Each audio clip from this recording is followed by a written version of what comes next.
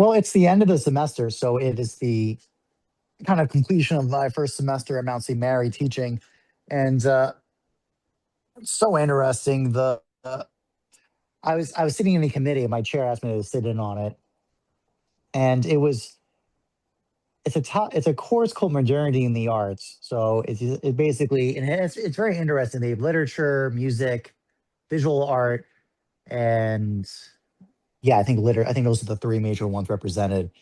Um, and it's actually almost like the promise of what we would hope like university education would be, for multiple disciplines crossing over, having discussions with each other on their thematic tones. So I mean, there's one area that's worth discussion about that. But I think in general, what dominated the entire discussion was the great AI question.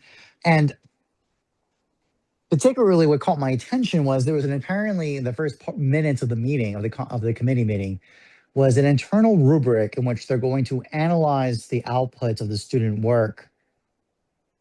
And something that caught my eye. I'm a first year faculty, so I also it's my first time sitting in the meeting, so I didn't want to cause kerfuffles by bringing these points up. But I did notice it in the rubric. It had three criterion, and the criterion that caught my attention was the third one: coherent worldview. That was the rubric requirement, and it was on a 3-point scale of exceeding, present, or absent. And I remember reading the text. I was like, "Oh no! Of course AI. Of course they have all this AI anxiety because like the definition of that coherent worldview was to present an articulated worldview in response to a phenomenon, events, and art." And the key was that requirement of a coherency of the worldview. It's very interesting. I was chewing on that because I was like, well, of course AI is going to give you that. Like, that's exactly what its purpose is.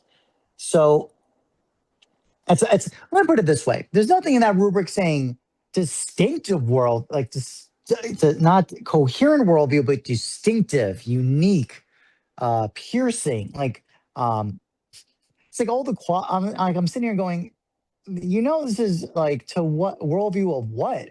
Like, what exactly was being referenced here? I also say that because in the other two criterion, the earlier ones, what was considered a one, meaning not a fit, like basically lacking, absent quality of the rubric element, was what was the word? It was superficial. Like that was so, and I asked, like, this thing I did ask my hand about. I raised my hand on this one in the committee. I was like, guys, so when we say superficial, what do we mean by that? And then basically the answer was, oh, that's going to be normed.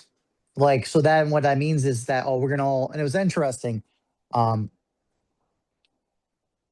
oh yeah, we're going to review the works. The faculty will review it, analyze this by rubric, and then we're going to have a discussion to norm the ratings. So basically, we're going to rely on that. We're going to come to a mutual understanding what superficiality versus depth is, for example. But then I'm seeing the contradiction in that third criterion where it seems completely antithetical to the first two. If the depth and penetration, and the keynote was this whole rubric was about synthesizing accounts. See, that's the part that really caught my attention because we want the argumentation is that they want to synthesize accounts so that they look at you take two pieces of art and you have to connect them together into some kind of unity, holding them together. But so that's where the first two criterion are about. Did you pick great? Did you analyze it properly? Did you analyze it with non-superficiality? Did you make the connection that was non-superficial? But then that third one of coherence, that was the part that kind of I was chewing on in terms of it almost seems like completely, of course you have this anxiety of AI because that's what AI would give you. It would smooth that out. And it's not like we're asking questions like distinctive, unique, piercing, I'm thinking about it's almost like a criteria itself as a problem. So I don't know. That's why I was chewing on that. Just as the first point in terms of the argumentation in the room was, oh, we need to teach students in post AI to have powers of synthesis and analysis. But when one of the criterion is coherency of worldview is actually, it's almost a balancing act. I know of your girdle point, Daniel, where the whole point is you want to bring in, uh, you need to work with an account all the way to the end. So you have to have mastery of it and then give it up. But then this is the tension I'm seeing in this process, and I understand it's developmental because these are undergrads, so I understand. So, like, which also leads to the larger. Again, this is the amphetamine unspoken premises. What exactly are we doing in the undergrad developmental process for students? I chew about that. I don't have an answer in my mind, but that's what I'm thinking about. Well, thank you for sharing all that. I think that's the rub of much going on today. And Daniel and Michael, wonderful to see you, Michael. I look forward to that new talk you had with Aspasia. On everything you're saying there, Mr. Jockin, and it is very interesting because often I think about just what was coming to mind as you were speaking is I believe it was Yeats who won well, it's extraordinary work, Michael. It's just extraordinary, Mr. Deklerk. And one of the things that I always think about is Yeats, apparently Oscar Wilde walked into a room where Yeats was, and Oscar Wilde walked in and he was basically stunned and said something like he was the only person I ever met that spoke in prose. When he spoke, it was prose. Like thing he said was an aphorism. So he had this certain sort of strike to him, right? What would it mean? I think there is something about to be educated or to particularly to get to the place where you have been educated to the point that, like you're saying, there's this idea, there's a lack of piercing, there's a lack of aura, there's a lack of strike. Where what's so fascinating is, like Anscombe would basically kind of dress like Wittgenstein after having him as a teacher because he was such an influence on her. G.E. Anscombe wrote the book Intention. And apparently many students of Wittgenstein sort of developed his quirks and different things because they were so impacted by his presence. Now, of course, that could be problematic, but it suggests that the educator had such, because all education, we've talked about it before, necessarily starts with some degree of imitation. But the imitation was so vast because of the fullness of the character that it completely changed how people carried themselves in the world, right? Well, there's something about being educated that seems like it should kind of impact how you carry yourself in the world. Not just in like being educated for a technical job, but when you meet people, there's a sort of, oh, there's this kind of, oh, and it kind of unfolds in a certain way, right? And it's interesting to think that education is about coherence of account. It's about making sure that you can synthesize everything together.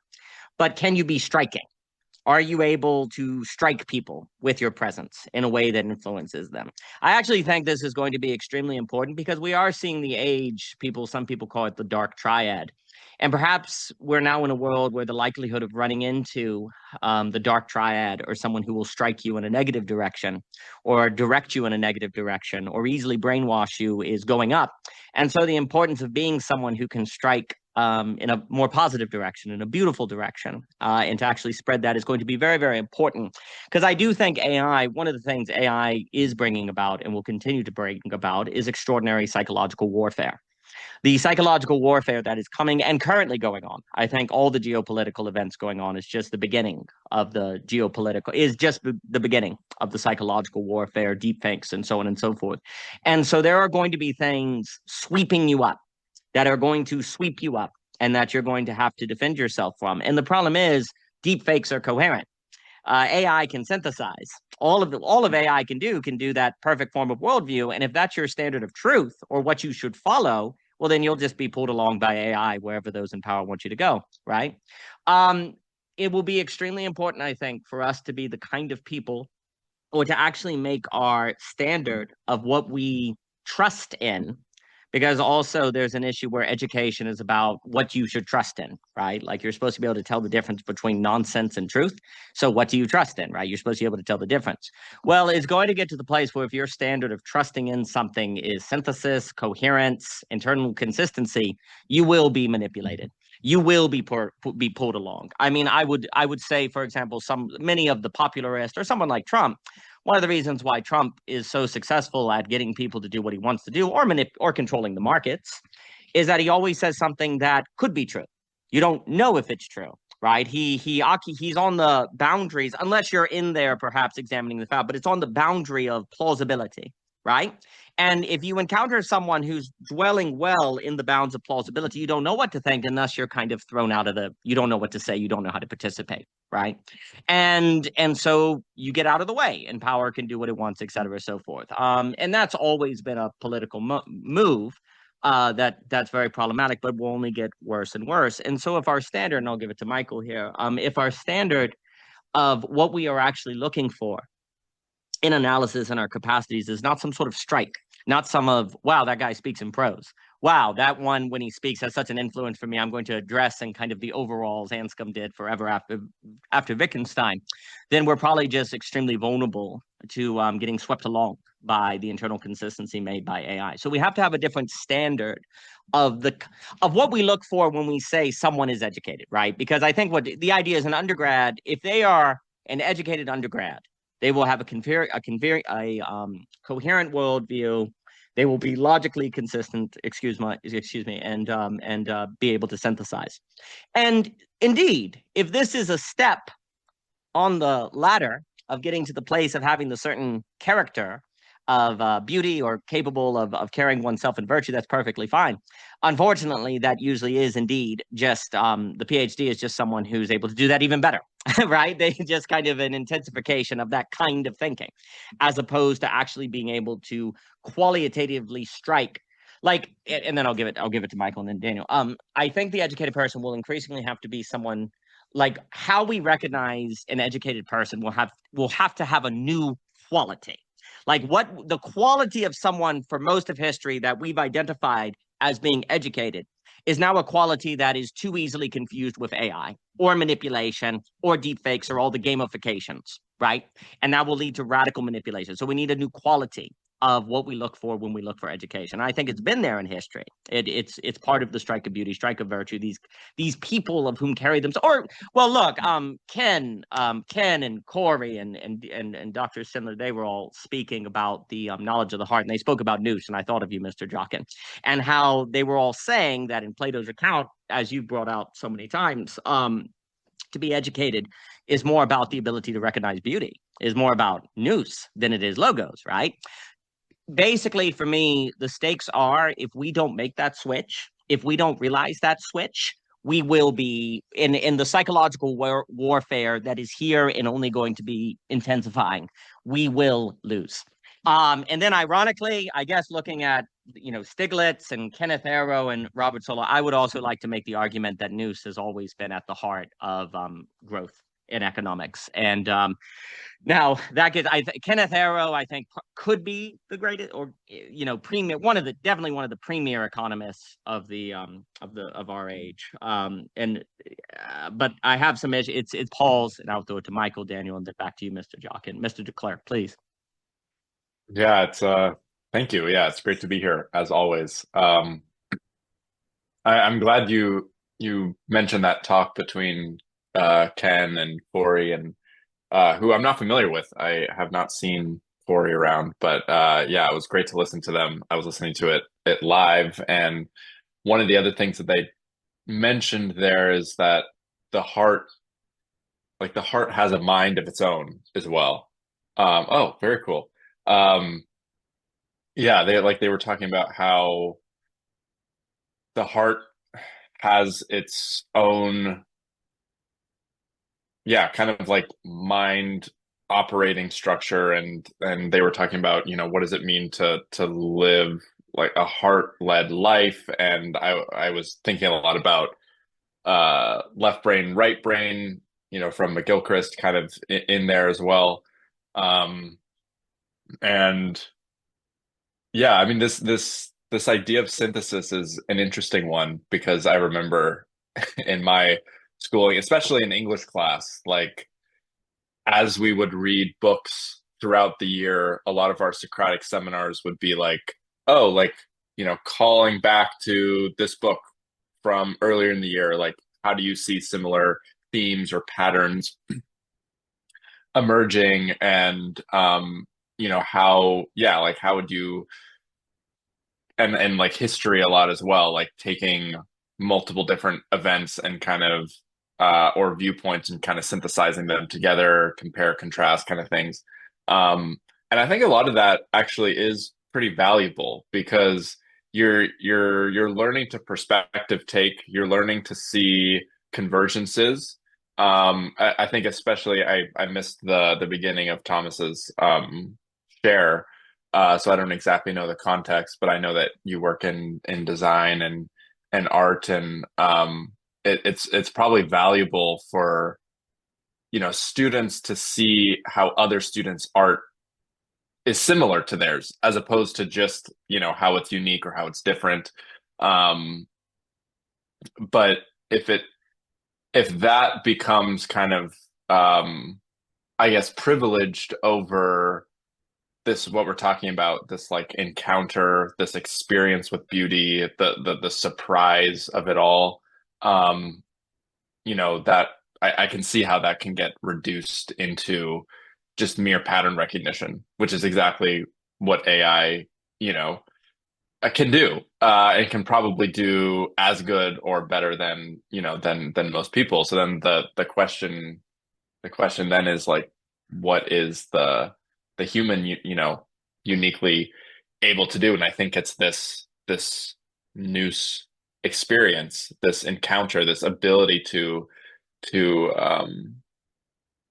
kind of be surprised and then have that momentum carry you in a new direction that isn't just predictable. Like my dad used to say, like the mark of a great comedian is their ability to go A, B, C, D, E, Z.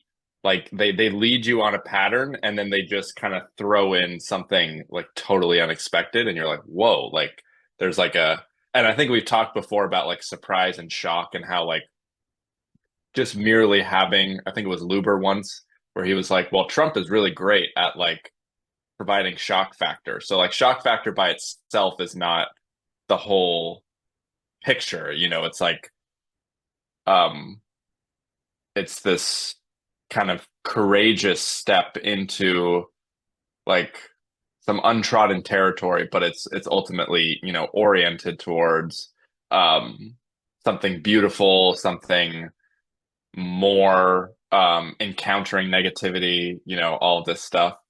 Um, and it just made me think of I got sent this article the other day that apparently there's this short story that just won this pretty well-known short story competition that people are almost certainly convinced was written by AI. There's like this like software called Pangram, which you can like put your writing into there and it will basically detect whether it's written by a human or AI. And people just like immediately could smell AI writing and they put it in and surely it was like 100% written by AI. So there's like, there's no way to like definitively prove this stuff, but it's pretty alarming. But like I just like read like a little blurb of the story and I was like, oh, that actually like that sounds really compelling. Um, I'd be curious to read it to, be able to, and I'm like about to publish a collection of poetry. So I was like, okay, let me just like I know my writing like hasn't been used at all, but like let me just see if this thing thinks that it has. And luckily it was like, oh, it's written by a human, which is a relief. Um, but yeah, I read this article a while ago where this person was like breaking down like 10 things that distinguish human and AI writing. And one of them that I think is relevant to this conversation is AI writing sentences are basically the same length. So there's no like, sentences where it's like, ouch, or like, like a sound or like two words or three words, and then followed by a very long, complex, you know, uh, sentence with, semicolons and things like that. So it kind of takes like the mean of language and kind of gives you like a very like just average, account of things, as opposed to this diversity, this pluralism of language, you know, combinations of vocabulary that's, not quote unquote like normal. So yeah, that's kind of just some thoughts. But yeah, just it's interesting to kind of think of, synthesizing versus, what we're talking about, and what I think like any sort of creative discipline should be in the business of, which is, really opening people up to an encounter, an experience that I think first is kind of like internal out, like starting with, how does this land in the body? How, like what images, what, things come up, and then kind of expanding out into the collective field. And yeah, it feels like the kind of modern education system. It's like, I think it kind of tries to do both, but it doesn't really do either one like very well. But yeah, those are just some thoughts. I'll pass it back. No, thank you for sharing all of that. And Yuri, it is completely delightful to see you, sir. I hope you are doing well. So we actually just hung over that place where you sat with Haven to work on coding. There are now like a strand of like lights and different things to the tree that we hang up for parties. It's pretty hot. So you'll actually be able to see where Mr. Jockin started by sharing. I know it is crazy. I was sharing some experiences he was having at his work in the university faculty and experiences. And that got in. I think this question on synthesis, and Clayton, wonderful to see you as well. And I was also talking about the idea in Stiglitz on creating a learning society. He is talking about a particular economist, Kenneth Arrow and Robert Solow, and they make an important distinction between productivity and production. And basically, there's this mystery in economics, and then and what you were saying there, Michael, is very important. Then I'll give it to Daniel, Mr. Jock, and anyone else who wants to speak on this fine day. Is basically what it comes down to is if we consider production as stuff. This is a crude symbolization, but if you just give it to me, stuff, making stuff. Basically, most economic models have determined growth, GDP, in terms of making stuff. And that can be, of course, capital flows, liquidity, et cetera, et cetera, et cetera, making stuff. Okay, but the issue is if you go through and bring all of that together, productivity leaves open 20 to 50% of the GDP that you cannot explain. Wait a minute, you mean to tell me our best economic models at best, trying to explain where growth comes from, has about 20 to 50% they can't explain? Yes, this is called the Solow residual. Now, basically, the rest of that is made up of productivity versus production. What is productivity? Productivity, to put very simply, is making stuff better. Not making stuff, but making stuff better. Technique, design, like the things that make it better, right? And of course, that's kind of fluffy and more difficult to say, and that's the problem. How do you model? What does it mean?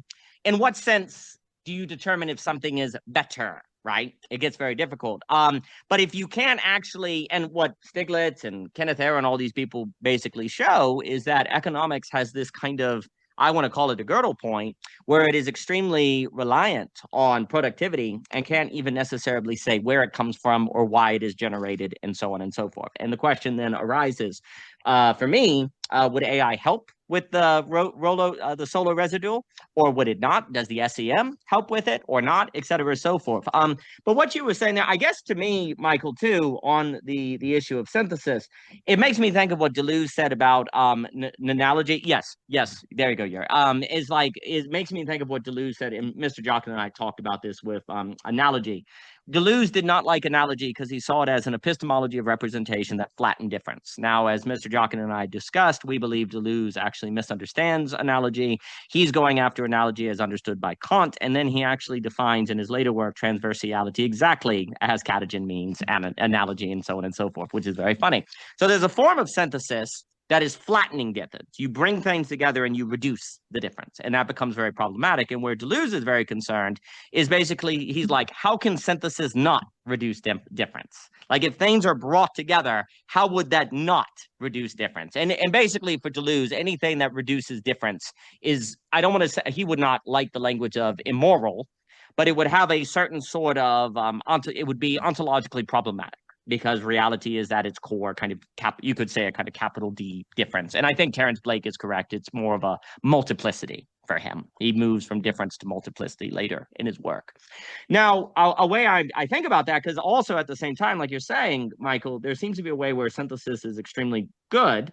So what are the different types? And a way I've kind of been thinking about it is the difference between synthesis, where you bring things together and put an equal sign behind them, and synthesis that follows more so, if you grant me this, where I move furniture into a room and I kind of move things into the same space and then apprehend, these fit together. Right? When I move the couch and the table and the lamp all into the same room, do I reduce difference when I do that? Right? No, I just put them, Gestalt, I put them in the same space so that in experiencing them all together, I apprehend something that I wouldn't experience unless they're together, right? And what seems to be the case is when synthesis is at its best in education, you read Joyce, you read Oscar Wilde, you read Infinite Jest, and you have all these things together in your mental room or in your experience, and then you apprehend something, a transversality that wouldn't have happened unless you brought all those works together into the same room of your heart, if you will, right? That's the Nous moment, right? And I think often we call that synthesis, or people will kind of refer to that as synthesis, but it seems very different from saying, well, Faulkner is like O. Henry because, which has a reductionist, versus I'm going to read Faulkner, I'm going to read O. Henry, I'm going to read Flannery O'Connor, and then bam, something sort of strikes. Right. And to me, it is interesting to think of the different synthesis as bringing everything together into the same room so that something strikes versus an equal sign. And it's very interesting because you can't just bring, if you bring a couch that's hideous in the same room, like you have a couch that's like hot pink and you have a piano that's Victorian looking and a table that's modern. If you brought them into the same room, isn't it interesting that it like wouldn't work or wouldn't fit? Now, interesting, even in that not fitting, it may cause an apprehension, nevertheless, of something in doing that. But there's also an interesting way in which you can kind of go, that's not right. That's not right, right? And so there's some sort of bringing together that is being judged as proper to bring together, and yet it is not reductionistic. Because you're actually saying that modernistic table should not be in here with the Victorian table because it would be a kind of dishonor to its difference, actually. You're kind of saying that it would kind of dishonor its uniqueness and its difference when you brought all these things together. So there's a way also where you're engaging in a kind of synthesis, a kind of bringing together that has in the back of its mind an awareness that I have to be aware of what I'm bringing together, because there are some things that you bring together actually hurts them, right? Where if you have an overly abstract, or I suppose mental synthesis, you don't have that experience of the taste. You don't have to have that experience of the aesthetics. So what would it mean to think of synthesis as bringing together into a room so you can apprehend something, which I think is the Nous that Coy, and Coy's magnificent. I love Coy. And Ken and DC were talking about. I think the last thing I'll say, and then throw it to Daniel and Thomas here, is, something I've been thinking about with AI. I think I may have seen that story with the AI writing or something like that. First off, if AI would add 10 million more short stories to the world, I already couldn't read all the short stories that were written. So it's kind of like infinity plus infinity. So it's interesting to kind of be like, well, it's going to just overwhelm the system, right? There's a way where humans already overwhelm the system in a certain way. But of course, there's also a sense of, well, it's going to hurt human production, right? But I think that also just gets into the quality. Like, what are you looking for if you write a short story? Like, what are you looking for? Right? Are you looking to win a contest or something like that? Or are you looking to have your short story quantified by someone? Right? If you're doing that, you could get into some trouble. Or are you doing it like, for me, one of the great joys of the short stories is in like you meet Esperanza. You wake up at 5 a.m. and you have an experience of this character in Artemio. You meet these characters. They become in your very being. You think about, as you're going through your week, you're like, what would Artemio do in this situation? What would Esperanza? You have these characters that you've created because you've gone through the work of making them that live within you, right? And that kind of experience, kind of like Borges describes Shakespeare making a universe inside of him, that is a qualitative experience that I would question if AI writes Esperanza for you. Would you have Esperanza living inside of you? Would you have Mary Rose? Would you have Eve living within you? And to me, that's like 90% of the joy of it, is to actually have these people that deeply live within you and shape you in your experiences from the writing. Now, there's way more to say on that, but it's something that's coming to mind. we have to, there will be a reevaluation of why the work is being done and for what end. But let me throw it to Daniel here and then Mr. Jock. And Daniel, please, thank you for coming today, sir. Awesome to be here. Well, Dan, you brought in Esperanza there, so I'd like to tag on that because that was a very meaningful short story to me, and then also meaningful in terms of my own my engagement with your online work on YouTube, because I would have first come across things that you're sharing, subscribe to OG Rose, the odd video. I think maybe you had a conversation with Layman Pascal, and then I heard, and then somehow I associated Absolute Choice with Daniel Garner, with OG Rose, and then I was in a situation where I was kind of faced with a position of an absolute choice or not, and then I made an absolute choice, and so even just the bare minimum of the not really knowing how you would flesh that out, but the concept, the words themselves, particular gravity that was motivating. And I know that you're not framing your work in an explicitly ministry way, but also know that Eunoia had that ministry foundation in terms of, I think the three that you've named is like the sexually wounded, the artists, and was the third category intellectuals? I think sir. that Yes, okay, sir. intellectuals. So I mean, I definitely benefited from your ambiguous ministries, and then the terror of well, I take it that you want people to make up their own minds, so I really appreciate that. It's a good approach. And then that short story Esperanza, it really was part of a catharsis and a healing of a heartbreak that ensued because of making an absolute choice. And so it's a very poetic weaving that happened there because you and Michelle put artifacts out into the world, and there is this magic for artistic production, for engaging the creative process. What's interesting there is that it because of this medium, or because we have this tech, that's part of the developing of a relationship. So then that question of why and how, like what it points to, what it would like where the ground zero would be, like if you could get better at making things productive or synthesizing, then unless you address this question of why and for what, then you can understand how the incentive structure would just be more productive, or be more efficient at being efficient. And then there's this self-eating kind of nightmare. And there's whatever we're engaged in here, like convening, gathering, speaking with one another. This is a very old tradition, and it's in a volunteer space, was voluntary. I have to correct myself from last week. I mentioned a method of approaching a philosophical text, like at least three reads. I met the professor that I learned that from, and this last week we're going to go through Gorgias over the next few weeks, the dialogue. But so the method is this. This is just correcting. I'm covering my tracks. The first read is just to flow through the text. The second read is this decomposing read where you isolate the arguments that are being made in the text.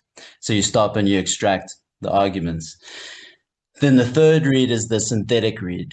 So then you're putting it back together. And his pedagogy was that this is how you tackle a philosophical text. You do this three-step movement.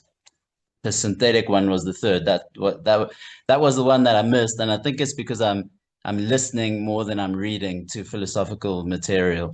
So that's just interesting, because it does, when you're listening, because it's more passive, your mind can drift, your attention can drift like it can in a conversation.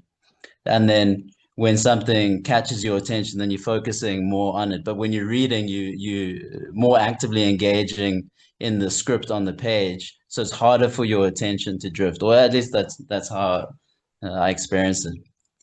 But because then Socrates is alive, and these, like, the Platonic dialogues are an image of what we are engaged in. Maybe I just want to like wonder a bit about the strike, and then this difference that comes out between what Socrates was doing. I know John Vervaeke contrasted Socrates to say like the cynics at his time. So in Socrates, there's something confrontational. Well, he gets spoken about as like a stingray. So he induces a certain strike. But there were cynics doing similar things, like masturbating in the marketplace and doing performance art kind of things. There's also a strike and a shock. What Socrates had to distinguish it was the elenchus, or the process of refutation. So much so that a lot of the dialogues is it's this like slow movement into the activity of the dialogue, and often there's a fair portion deciding how they will proceed.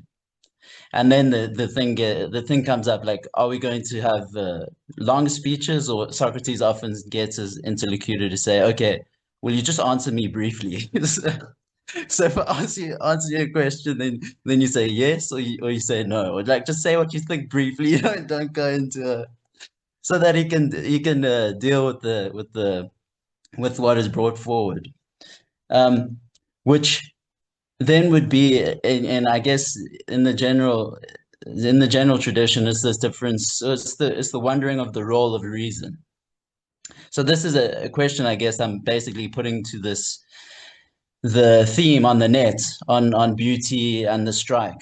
What place does refutation and reason have in beauty, and in that emphasis that is given? As I say that, I recognize that you might be addressing that in the placement of the good in relation to beauty, but I'm still kind of just putting the question out there. One, it's tangential, and I could Google, but I'm also just curious because it's coming up in terms of the two cities. I think there's two cities, like Augustine, the city of God, and then obviously Dickens. Hey, Dickens is the famous novel of The Tale of Two Cities. Okay, let me pass back there, but yeah.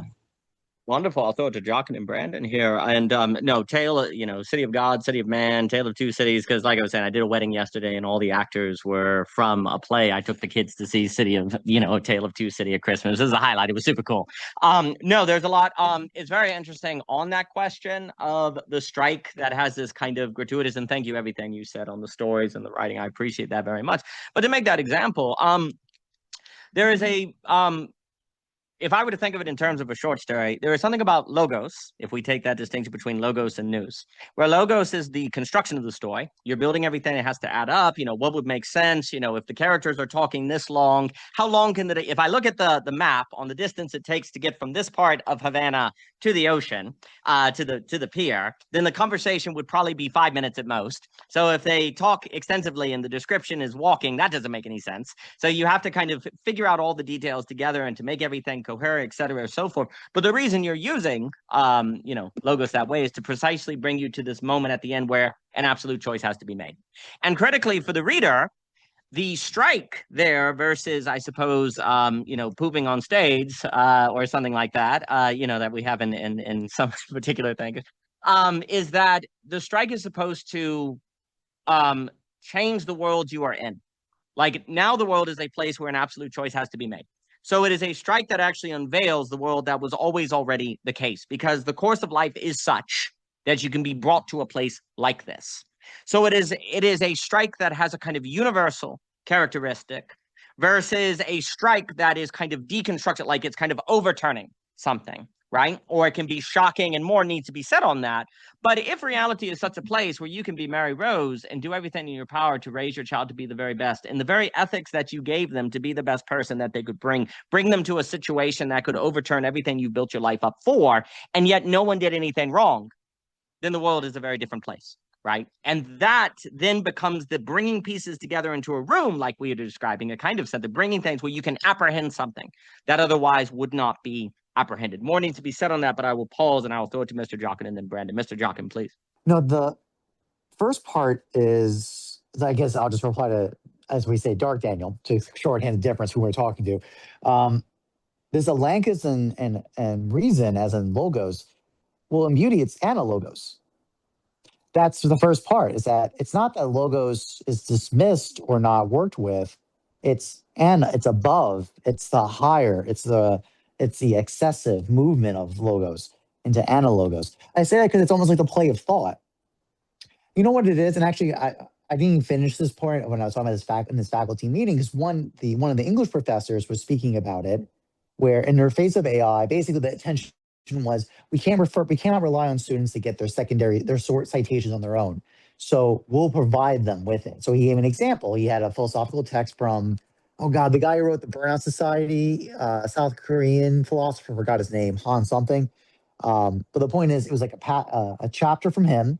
And then he paired it with poetry from, I think, the 1850s or something like that, about industrialization. And what does it mean to be, what was life like in industrial society in the 1850s in England, for example?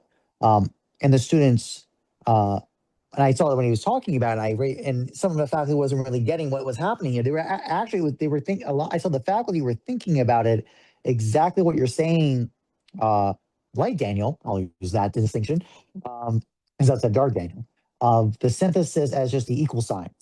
They wanted it as a bunch of calculations, right? That you just put these widgets together and here's your account.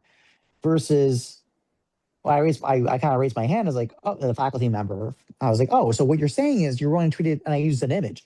You want to treat it like a recipe, like food ingredients, where there are multiple ways you could approach it, but you want to give a space. You want to kind of create a possibility of people to play in thought, to draw out, you use experience to draw out the meaning and significance of what the philosopher is saying about industrialization, capital, etc. It's like, yes, it's exactly it.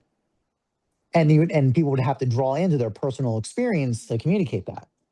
I was like, yes. So, which ties to Michael's comments about, I think especially in the undergrad experience, but I think it's true across the board. You need to connect the personal with the universal, right? So I think that's a big one, is that, quite frankly, the whole reason why AI is such a horrible dumpster fire is that it's abstractional and being a median outcome. But that's the point. What are you going to do? Ask it to give false information about its personal life? Like, it does no groundingness of truth at all. Versus if you ask people to draw from, and actually, as a note I had in here, and when Dark Daniel, again, he likes that term, so I'm going to keep using that. The idea of a lot of my introduction to philosophy was audiobooks. I'm totally for it. However, I did note take, and I teach my students that too. You have to note take. It's not the reading versus listening issue that's in play. It's the note taking. It's everything. Because even just the act of note taking I don't mean literal note taking. I mean like quick shorthands of what stood out to you, what was surprising, what grabbed your attention, what questions do you have? And actually, I actually kind of have a note for that's probably how I'm going to teach the class when I teach. If I teach this modernity class, that's how I'm going to do it. I want my students to accumulate a portfolio over the course of the semester of their questions or their insights or points that caught their attention.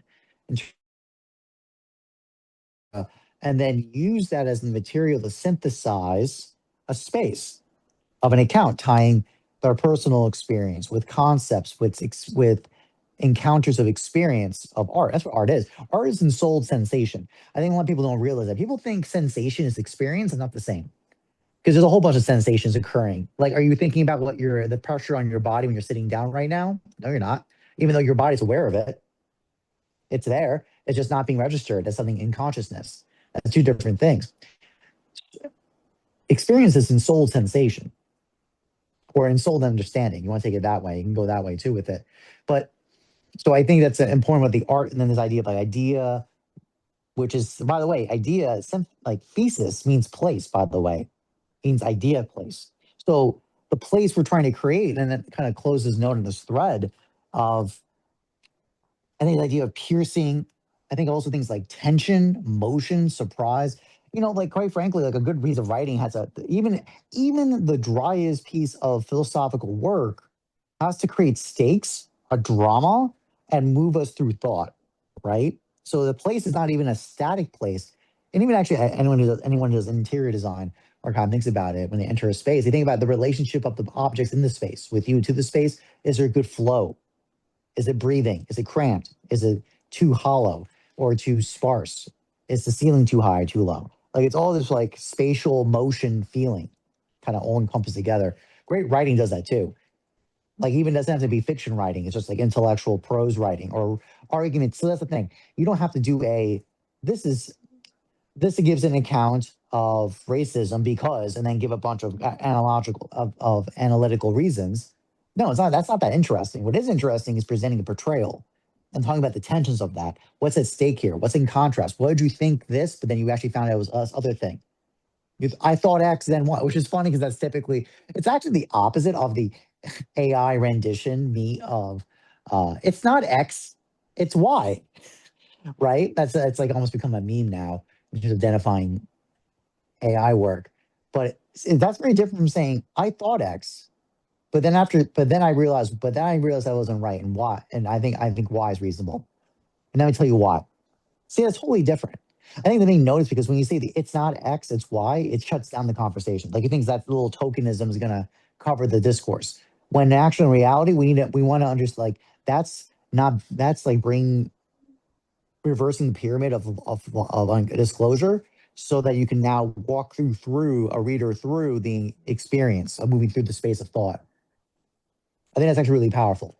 And I think the idea of like, what's the tension? If there's no tension, which by the way, is also I use in my visual art training. Like if students are not aware of the negative space, the absence space of how the absences relate to each other in the work with the edge, with the framing edge, it's useless. It's flaccid. It's dead. Versus it's living when there's awareness of the spacing around things, the tension, right? Same goes with thought. Same exact thing. Every statement you make, every proposition you make, every claim, as also things that are not being said. How are those relating? So it's like these relationships that just talking through. And ideally, the most ideal mode is that you're thinking through images, right? In the sense of you create different either figures of speech or allegories or other things to help to convey what are we meaning by this. I mean, actually, a good example was I shared with Javier and Luber. It was this photographer who his brief was he took portraiture of people in New York City in their jobs, and there's a very wide diversity of workers, school teachers, garbage men, doctors, etc. And he set the exposure rate of the photograph, because the way photography works, you can set an exposure rate. The longer the exposure, basically if anything's in motion, it will be blurred or completely not seen, right? He set the exposure rate of each portraiture of the person in the room based on how much time it took them to make $1. So it was super fascinating because now it creates, so then what happens if you made your dollar, in a couple of seconds, obviously you had a very fast exposure rate, right? But then if it took 20 minutes to get $1, for example, you were completely gone from the photograph. That is really, see, that's it. Now that's an idea made visible, brought before the eyes. Super fascinating. There's almost and it's so interesting because it makes a demonstration, not an argument. I think that's really telling. That's the art making side. But I think it's really powerful, the idea of legibility or intelligibility in time and monetary value and labor. Really fascinating interplay. And naturally with class and status, they kind of attached to into it as well. Very fascinating. I'll send a link later if anyone's interested about it. That's all I have. I yield. Fascinating. That is a really cool project. And I think that distinction between demonstration and argument is getting a lot on this question of, like, for me, logos serving the story, make a demonstration, and then this character, this person, this lived experience is in this absolute situation. And what does it mean that you're in a world where a story like that is realistic? That would say something to your life. And I guess, and then I'll throw it to Brandon here, and Mr. Satori, Mr. Luber, good to see you. I think I'm also, what you were saying about stakes and philosophy kind of starting with stakes, to me, like, I guess, like, if I go back to that story where philosophy really took for me, with one, there's being in the bathtub and seeing a picture in my head while reading Redwall and being like, how in the heck is that possible? And then my grandmother being like, no one gets married, getting a divorce. You're like, oh my gosh. The reason why I bring up this is because when you realize, wait, I thought X and genuinely believed X was true and it wasn't, oh my gosh. Thinking's crazy. It's enclosing you. There's real stakes. Like, if you are taken by a thought, or if you're taking into something, you may also not have the capacity to tell that you're entrapped in it, that you're lost in it. Oh, there are some major stakes then, right? Because does anyone intend to, in life, end up somewhere where they don't want to go or something like that, right? The issue is that maybe you get entrapped in thinking and can't tell that you're not going where you want to go, right? And then you also don't have the problem is when you say, if not X, then Y, you don't have the dynamic of, if X, you've lost the ability to identify Y, or to even know Y is an option, because you are enclosed in your own hermeneutics or different things. Oh crap. And unfortunately, many of the most important questions in life are like, if in X, you cannot identify anything but X. Oh, well, how do I get outside of X then? Well, other people encounter, breaking of idols, strike of beauty, stuff like that. But I'll throw it to Brandon, Mr. Lubert. There is a massive thunderstorm coming, because that's what we do in Virginia. So we will see if the mountain vanishes. I'll switch over. But Brandon, it is a treat to see you, sir. I hope you are doing well, that everything is good in your world, sir. Same. Great to see you too, Dan, and hi to everyone. Yeah, so I'm actually just kind of in the middle. I was in the middle of my workday. I got Dan's email. And it occurred to me that there's a question I've been thinking about that this might be a good group to ask, basically. And actually, before I continue, Thomas Jockin, I just, as you were talking, I Googled you and I saw that you're at Mount St. Mary's. Do you know Joshua Hochschild by chance? Yes, actually, I just had lunch with them today, actually. Whoa. Okay, he's a good friend of mine. So I just wanted to mention that. I actually edited a volume that's coming out later this year, and he's one of the contributors. And he went to the conference that the volume is based on, and so I just really like him, and there's really nothing other than that. But it's cool. You're the second person from Mount St. Mary's that I've interacted with in any way after him. But since you're a teacher, so my question is about teaching. It's about so I'm basically a lecturer in politics at Princeton right now, and I'm teaching my own course for the first time in the spring semester of the coming academic year, and it's a freshman seminar, and it's called Perspective Taking in the American Culture War. And basically what we do in the course is, like, each week we look at some, so the course is based on the premise that that effective polarization in the United States is driven by cultural disagreements, not really economic ones. And then in the course, we just go through like a bunch of culturally divisive questions. So we have 3 weeks on race, race and policing, the 1619 Project.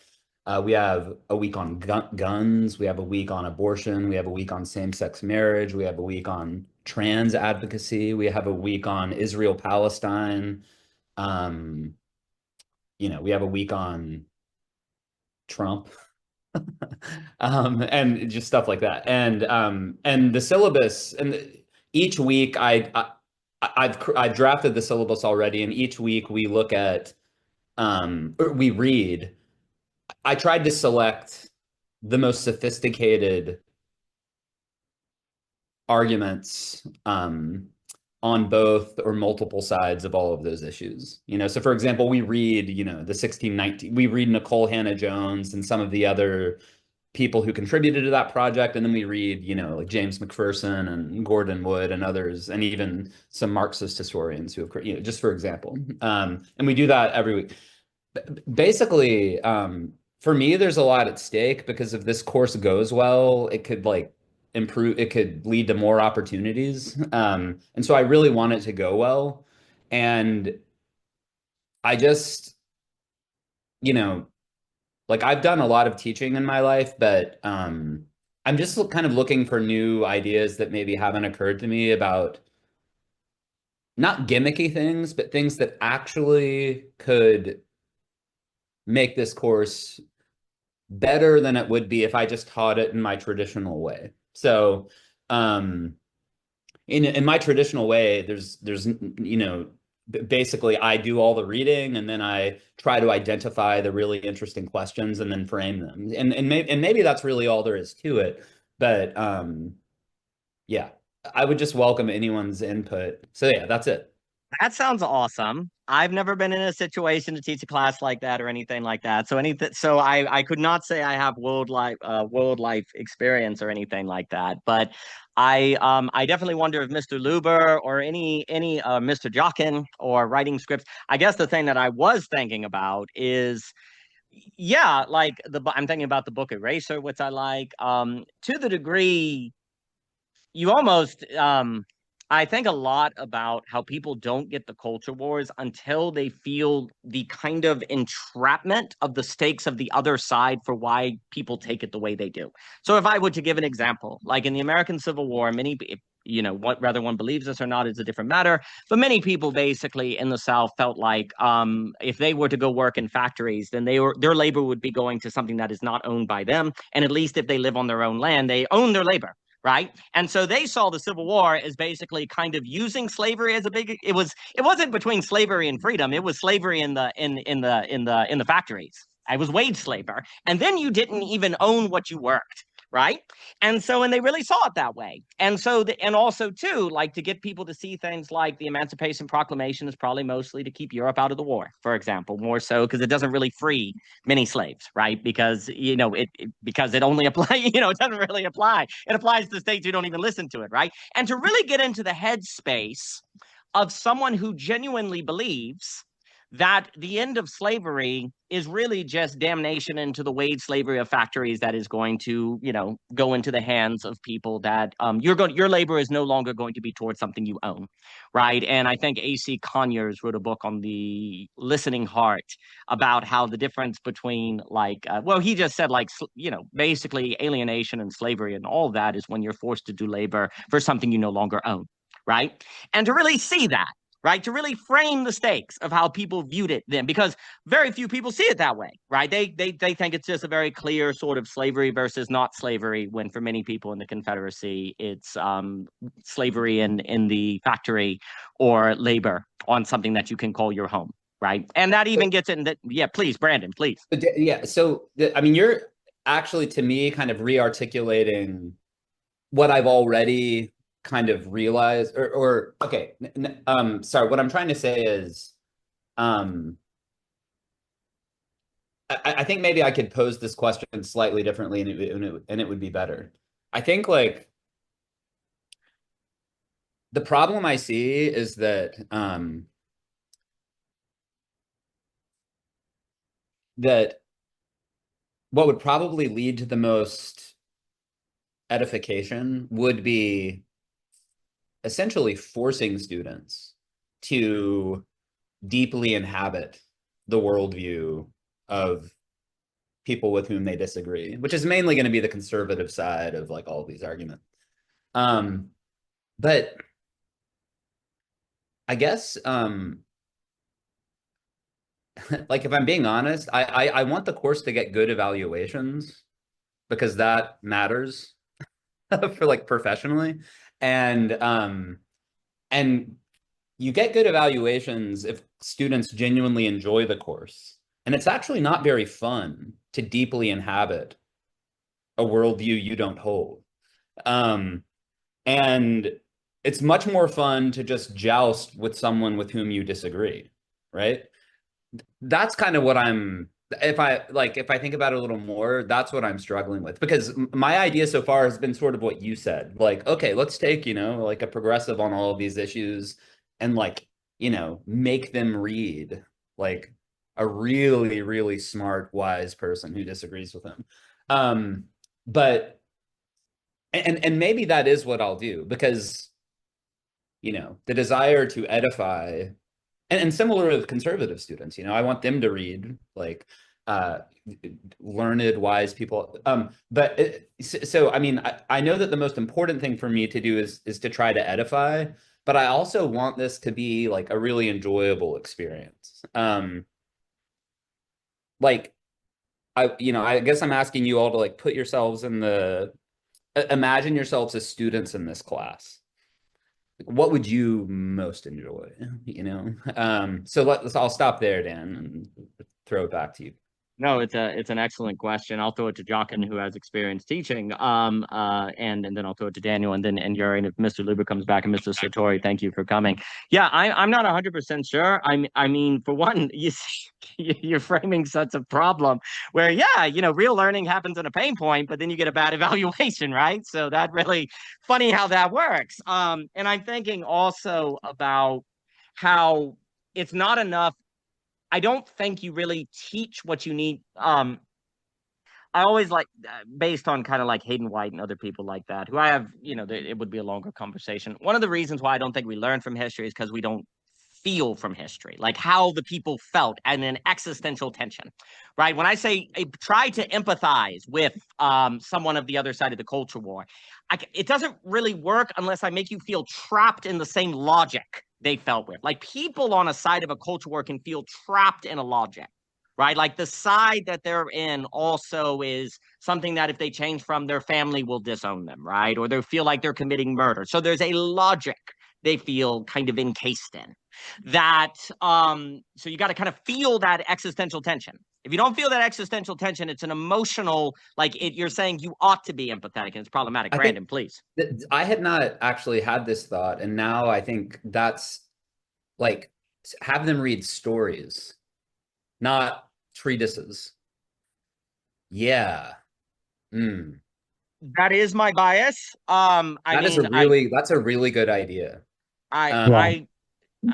And I'll throw it to Jochen. I mean, my bias, all of Under the Wing, is hopefully, like, again, not to throw that out, is hopefully to make people feel certain existential tensions that have that certain kind of capture. But Mr. Jochen, please. Well, just to add in, yeah, I would absolutely, you got primary texts and works of art. I think that's definitely how I would handle this. Definitely also pragmatically, it has to be short. Yeah, you're always negotiating the tolerance and patience of your students to how much work they're willing to put in. In general, if you can have them do the readings, first of all, if you make them do the readings outside class, what's going to happen is your best top third will read it. 2/3 will power skim right before the class, but won't actually have any substantial talk about. Your bottom third ain't going to read it. So that's just the nature of how this plays out. And by the way, this skews based on your population, your students. Some populations are way worse than others in this. So that's just mechanics. So you should plan, basically do the readings in text in class. I think you have to also need to balance the question of length of text and also who will read out loud versus reading silently. There's double-edged swords on this. You have to be careful about this, because if you have dyslexics in the room, they will get super anxious about reading out loud, for example. But that could be, if that's known to the school that you plan on teaching that way, you can basically let your oh god, your school's different, they're naming for it, but basically your special accommodations, right, in terms of making sure that's the case. Just be aware. Wait, so you're saying don't assume, like, basically the reading should be done in class? I think it's pragmatically the case. That's, yeah. That's right. That probably is pragmatic, because as you say, it is obvious. it's a very bivalent or trivalent classroom, and that's a Yep. real problem. But if Yes, everyone very- can be on the same page, yeah, that would really help. So maybe I could have like symbolic readings on the syllabus, but then, yeah, okay, that's a really good idea, actually. Now, it depends. That's also against your pressure of what's your class time. I mean, there's a lot of other mechanics like this. Like if 3 you have hours 50 in the- minutes continuously, I'll probably do a little break in the middle. oh, that's perfect. That's outstanding. Because I'm used to the sprint of like 50 minutes to an Yeah. hour and a half. Like you don't have much time. Right. That's excellent. Then you can definitely do readings in class. So that's actually very good. So that'd be for part one mechanically. Part two, I think absolutely I would do primary text. Minimum you're doing primary text. I would never touch secondary text because secondary texts have that motion of streamlining that Right. you're just going to get a bunch of you're just going to get a synthesized map. Deadening, sterilizing. Yeah, map, exactly. And Yeah, that's, so we want territory, not map. yeah, precise. Yeah, oh, good. Yes, Daniel's language. Yes. Yeah, exactly. So that's always primary text. I would aim for that. And art, I think artworks or letters or other things like that to give an encounter of Is there experience. is there a pro Second Amendment work of art? No, it's just there might be, yeah. Yeah, no, there actually probably is. Yeah. For Second Amendment, that's the gun, right?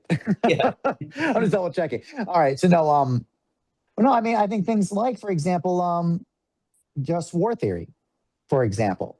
There's that angle. There's also the angles of, quite frankly, the argumentation. I think I forgot it was the Federalist Papers. Remember correctly.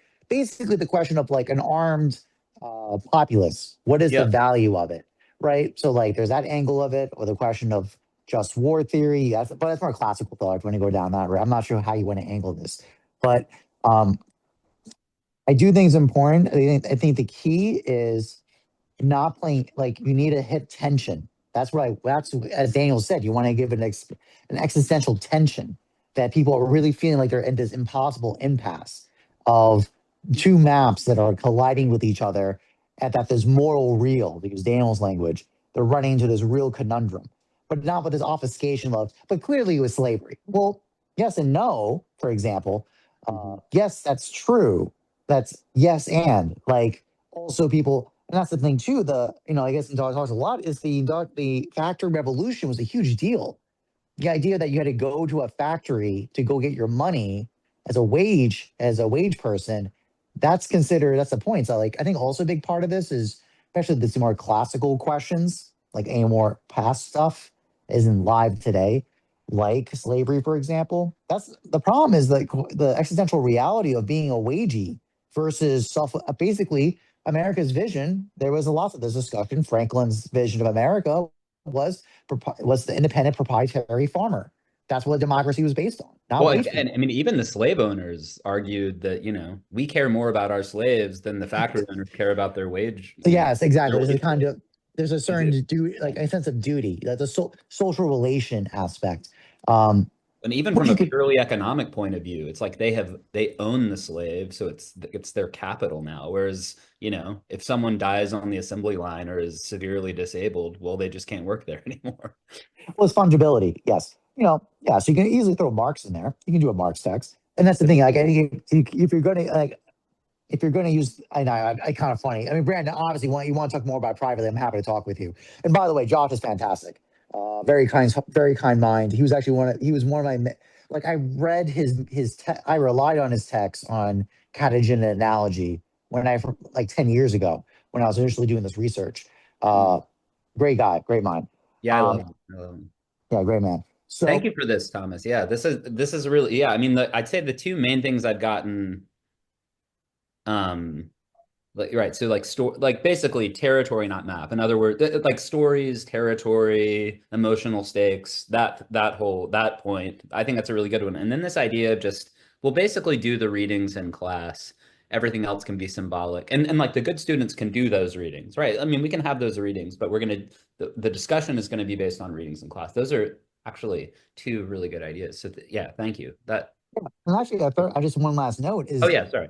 A commentary that all my faculty will commented on. There's all these meta skills of thought that we learned by osmosis, either in grad school or just practice in our own, or maybe we were taught in undergrad, who knows? But we were taught like modes of inquiry and thought. So for example, like that students are not aware of, like, you know how many students are not aware how to do a proper citation, for example, or I think more relevant is seeking for, like, this is from Seven Habits of Highly Effective People, seek first to understand, then be understood. Like, can you understand an account?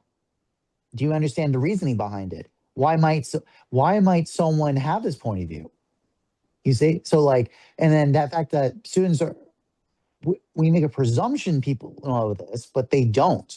And we're just seeing it more and more in education. These things are considered these cultural presumptions that people know proper etiquette of discourse, of polite conversation, of media, of just like of intellectual inquiry they're not aware of. So you have to, and then there's a frustration. Professors get frustrated, like, why don't you know this? And then the student goes, well, no one taught me, or I don't know. So then it's like a double frustration. So just in terms of to smooth out your experience with your students, just and I would actually like give it as a supplemental content of a lecture video, pre-recorded or something that's a supplemental that is available if they need to know. So you can go over very briefly in your syllabus first day that it exists. There's supplemental resources, how to summarize a text in an effective manner, how to draw out the major synthesis, how to do contrary analysis, like what's the antithesis of this argument, what would be the points that make up for that, et cetera, et cetera. Like those things that are relevant to what you're trying to help your students do, have those as supplemental resources that, so no one's awkwardly getting exposed that they don't know something that you're ought to know. But you give it availability to them so they can find out. Colleagues have done this, and I've done them as well in my topics of teaching. Students are very thankful for it. So in terms of basically giving you some way so that you can hold students to a certain level of, because the big thing too here is you need them to get the thought. It's not you. Like that's kind of the catch. I know that's always the hardest thing about teaching is that a lot of times you just think, well, if I do the work of synthesizing it for them, then they will understand it. But the problem is you just did all it's basically like oh god, what is it? Is it a stark or pelican? One of the birds that chew the food first and then give it to their babies. Like it's one of those things. You just did all the work for the students. They need to do the synthesis, not you. But that's always the catch of like, how do we make this accessible for them? I think actually the big note for that, by the way, that's why the reading in person and discussion in person is so important. I think, and then that gives people the groundwork to do their work of thought. It's actually what I do with the net here. So many times I have like very half-baked ideas or points inspired by this group that I then use the discussion to chew on, and then I write my essays. So I find that, at least for me, I find that model very effective. Mostly just because, frankly, when students go, I don't get it, and then other students are giving other points of view to help articulate it, and you're there to support them, by the way. You know, I think that's the main note is that like, there's always this balancing act in teaching of like, how much do you need to set things up so that they can do the activity versus, but it's so easy to get caught up in like the new of like doing that for them that you end up doing all the thought for them. And then it becomes, well, what's the right answer? I'm gonna just regurgitate back what the professor told me, right? Which is no one's, I'm not happy with that outcome. I don't think they are really either. Okay, but that's all for me. That's great. Oh. Yeah, thank you.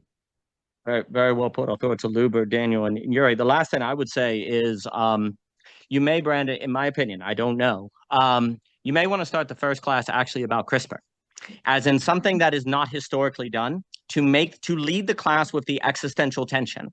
Because if you start with something like slavery, everyone has positions, right? It may be difficult to feel that existentialism that creates stakes. But if you start with, well, actually, we're going to talk about gene editing, and we're going to talk about actually like your neighbor is doing it, but you're not. Because if you can lead the class with that feeling about an issue that is yet to be done, so then it doesn't feel like if I take the side of the slave owner, I'm a sinner and I'll be kicked out of Princeton or something like that. You lead with something like CRISPR or a story about CRISPR, and everyone here can make poetry, poems, stories to help with the class. So you'd be great. Mr. Luber's going to be on it with the Second Amendment. So that's been my first week is going to be called CRISPR and clavicular.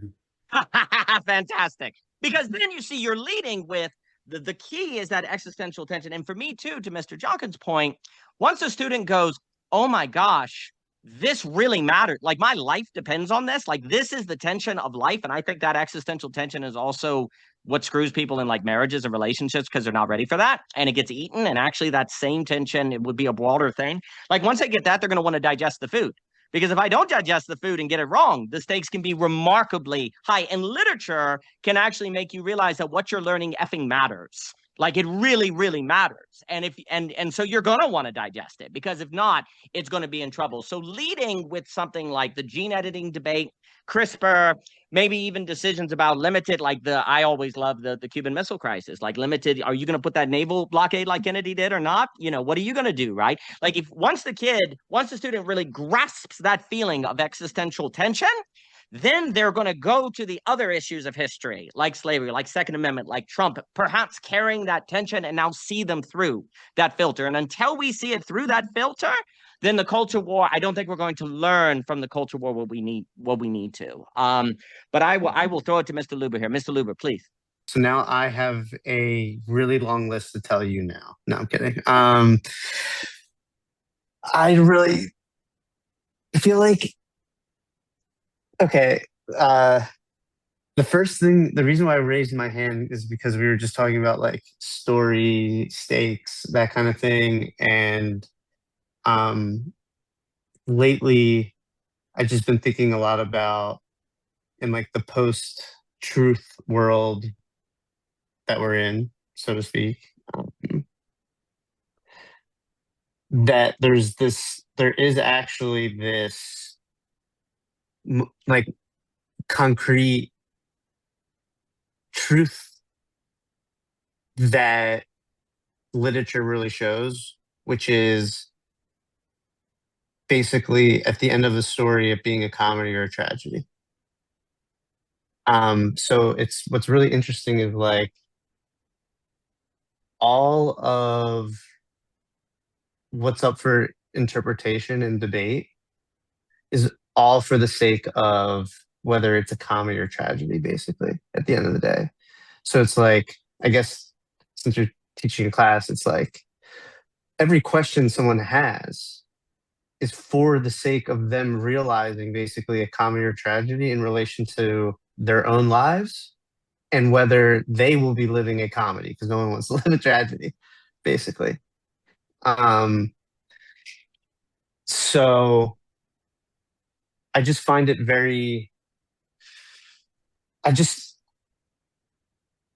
at first thinking about it, it feels very rigid where, oh, everything's boiled down to a comedy or tragedy.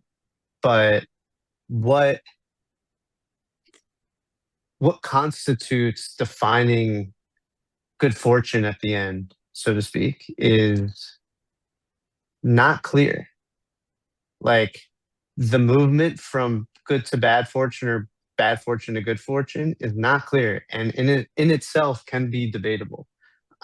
So I think what's interesting is that you have these pockets, almost like an empty dot. This is where like I just didn't read Hegel, so I can't really make this association for real, but it just seems like the presuppositionalist philosophy to me, there's an overlap between that gesture and sentiment that I hear a lot with Hegelians and like what I've been taught secondhand wise, which is the map already, which I see. Like I definitely look at Hegel in a very Daniel Desmond lens for sure. So, but it seems like from a literature standpoint, the way I think about it is that there are this empty dichotomy that is there that can only be subjectively grounded. And because when something ends, when something dies, you can make that momentary judgment of some kind of tragedy or comedy was at play here. which then opens up the possibility of like the counterfactuals of that space where it's like, wait a second, actually, it was flipped. It was actually tragedy, not a comedy, you know? Because you realize something, you relate to something completely different that you otherwise couldn't have. I just think trying to get people away from the particular, this is like where it gets very confusing to me, because, or confusing to explain, because in a certain sense you're drawing people away. Actually, this is very analogous to the Heideggerian notion of like what's closest to you is what's furthest to you, right? Like being able to see reality in that kind of way, in the sense of, in a certain sense, you are not asking questions or you are not having an inquiry based off of particular content. But at the same time, it is the particularity that forces you to then move away from that particularity. But the move, in my opinion, first is to start with the fact that it's, especially on a theoretical situation like a classroom, because we're not dealing with like someone in real time just came in with a gun, I'm going to shoot this class up. Like, you know, it's totally not like that. The stakes aren't like, although maybe real I like could that. stage a few, you know, fake scenarios.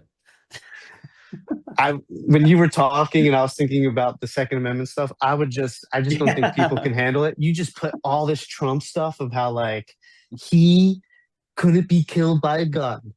We should be pro Second Amendment kind of thing. Like just the most antagonizing shit as like a joke, where someone would come and be like, "Is this a fucking joke?" Where it's like you have memes all over the classroom. That'd be really funny. But I just think when you're in a theoretical situation like we are in right now, you should start not from the particular and zoom into the particular, and then you're thrown back out. So don't start from the particular. Well, because I was thinking I'm going to start from the particular and like capture their really emotions and the subjective side of all of this, and then that can provoke reflection and analysis. But I mean, say what you're saying. But I thought. I think this is like the part that's like really debatable, because I do think it is not clear. Basically, when something in real the question is, when something in real time happens, how do you approach that, versus when you're in a theoretical abstract scenario and something happens in that scenario, how do you approach that? And I think right now I'm thinking about surprise when I'm saying this. So like, I think what I'm saying is totally debatable. So please feel free to push back. Everyone's starting in with their own preconceived notions on everything. So they're already starting from this abstract standpoint, right? So at first I would want to feed, like, I would think of it like feeding a little exposition, where it's like, I give them something abstract, a framing that they're already attacking. And then you go to the particular, which within seeing the being brought before your eyes, that particularity, you then question the presupposition that was going into it. I see, right. Yeah.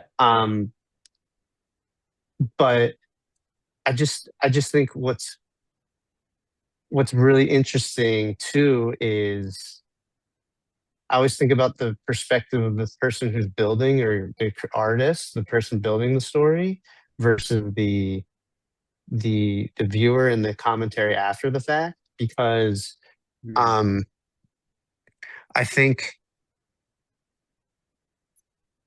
a lot more things from the artist building perspective turns out to be more accidental than how the viewer interprets it.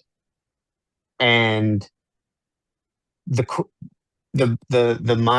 mindset difference of like how you relate to stakes, essentially, from those two perspectives, right? How they're different.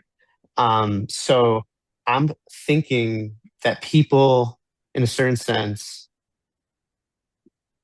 feel like they are the artists in a Right, sense. right. Like they think they know the Similar to construction. Thomas's point about like, don't do the thinking for them. Let you know, you want them to do the thinking, and right, and that really means, you know, imagining that they are somehow personally invested in this question, and a lot rides or hangs on whether they make the right decision about this contentious question, right? That's how you get them to do the thinking, and I like the way you framed it, like, you know, they have to make a decision, and making the right or the wrong decision will determine whether their life plays out tragically or comedically. But it's so it's like, to me, it's so complex where it's like, what's a right decision in a comedy is different than a right decision in a tragedy. Both Wait, are can right. you make a right decision in a tragedy? I thought what Totally. happens in a tragedy is you make the Like, wrong decision. And At least the way I view it is, they have to make a right decision insofar as it becomes a tragedy. Like there's a trajectory at play. So like they are doing the thing that they should be doing for that trajectory. And like the question to me is, you know, becoming aware of that. And where at that point, that awareness, there's not fate at play. It's now destiny, where it's like, I have my own destiny because I'm aware of the trajectory that I was on and what I could become. So to me, it's really about everyone has all the information at their fingertips. So whether they're ignoring or disavowing, they have some relationship to all information now. It's not like pick and choose. It's like you just open Instagram and it just comes right at you. Like the algorithm chooses for you. So like I think you have to give people something to bite on that allows their presupposition, their story, what they think their artistry is doing or their construction of worldview is doing, for them to bite on. And then you throw them in a particular that like they're not familiar with, that most people aren't familiar with. right. Like I wouldn't start with the slavery and that kind of stuff, but maybe in a certain sense, I would say the concept at play that allows their construction of worldview to latch onto that, and that concept really gives slavery vibes, you know, where it makes it really easy for them to latch onto. Right. And then you throw them in that like particular, and then when you throw them in that particular, to me that's like you're giving them an inciting incident, because they've made a decision that establishes their normalcy, that they then, most people are going to double down, and it's going to be typically a tragedy because they're doubling down. And like the name of the game would be for them to realize that. But I'm also a 30-year-old unsuccessful screenwriter that just reads philosophy and makes stories. So like, you know, take it with a grain of salt, given you're going to Princeton. No, this is great. I find it very consonant too with what the others have said. I mean, believe it or not, this conversation is really causing me. I think I'm going to scrap the syllabus that I've made, and the real work is going to be finding the right inciting incidents, primary texts, stories, you know, because I'm much more well-read with regard to, you know, analyses and works of history and things like that. Yeah. So that's really, but now I like know what I need to do. It's the trick is going to be to find, right. Anyway, let me pass it off. But when it circles around, maybe I'll be able to jam it in. Well, you are a gentleman, and everyone send things to Brandon that we can think of stories. So because and Luber, write those and write those works. Dang it! I'll throw it to Daniel, Yuri, and then Michael, and then Thomas, and then back to you if you like, Luber. I think I mean, for me too, like, we don't humanize. If I take one side of the culture war, say pro-choice, and because what you're trying to do is make them feel the whole of the existential tension that leads to the culture war, not just the other side. Because if I just feel the other side, I've got to do it for quote, I've got to do it for quote unquote both sides for every question, or if there are three sides, yeah. Yeah, but the both-sidedness, it has to be where you actually experience thought itself traps you.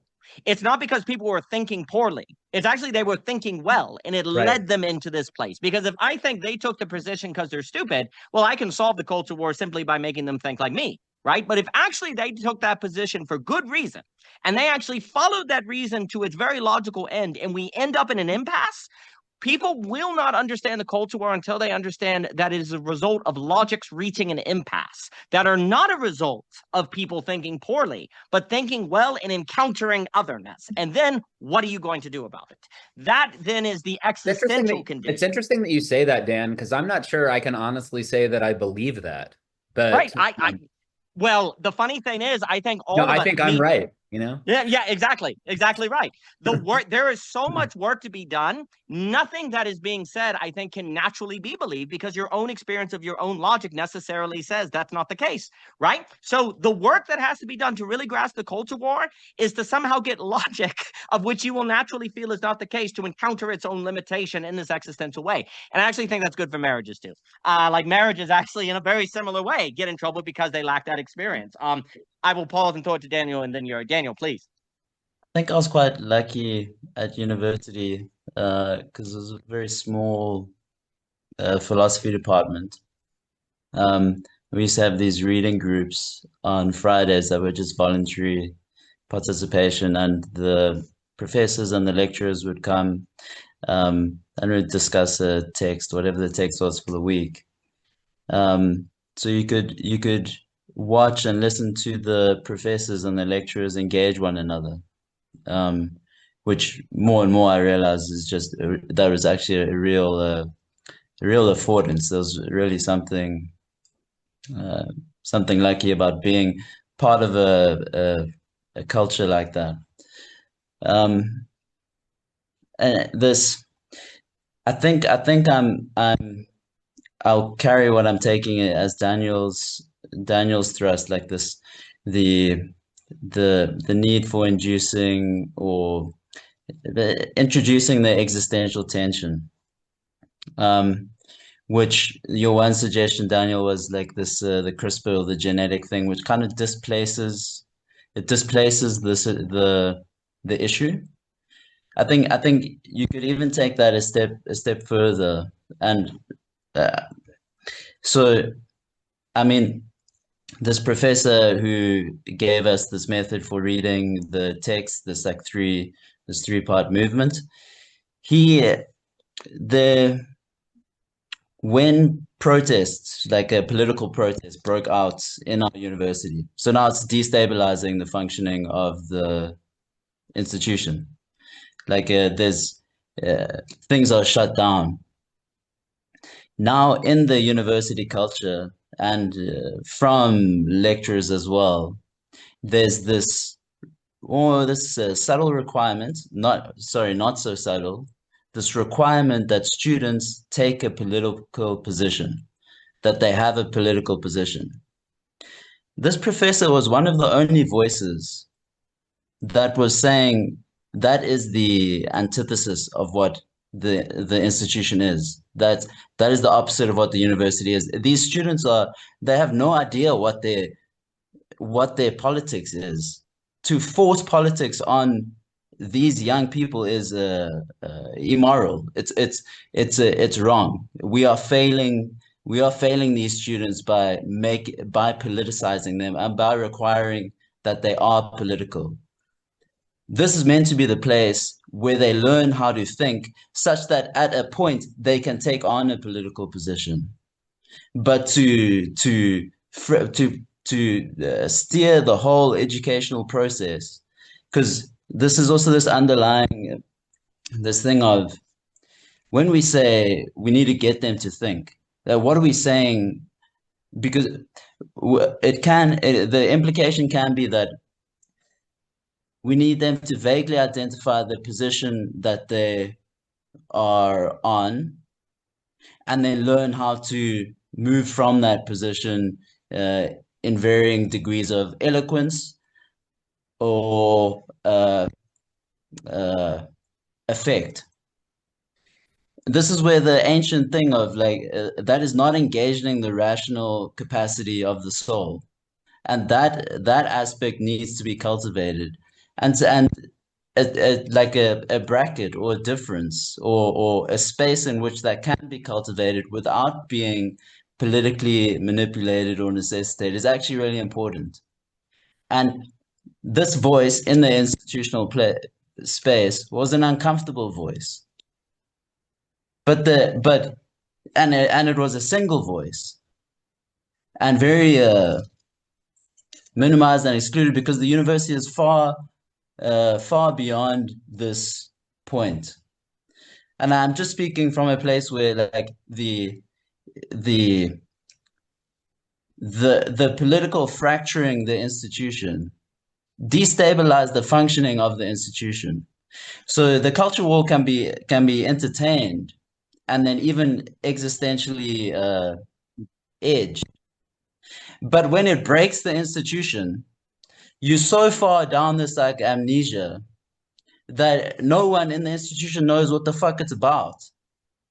Like, and it's there's like a fire in me for it, because, and I guess Luba might be in a similar position because that trajectory might have been the one that I took, but and this is like the Platonic Socratic thing is being corrupted.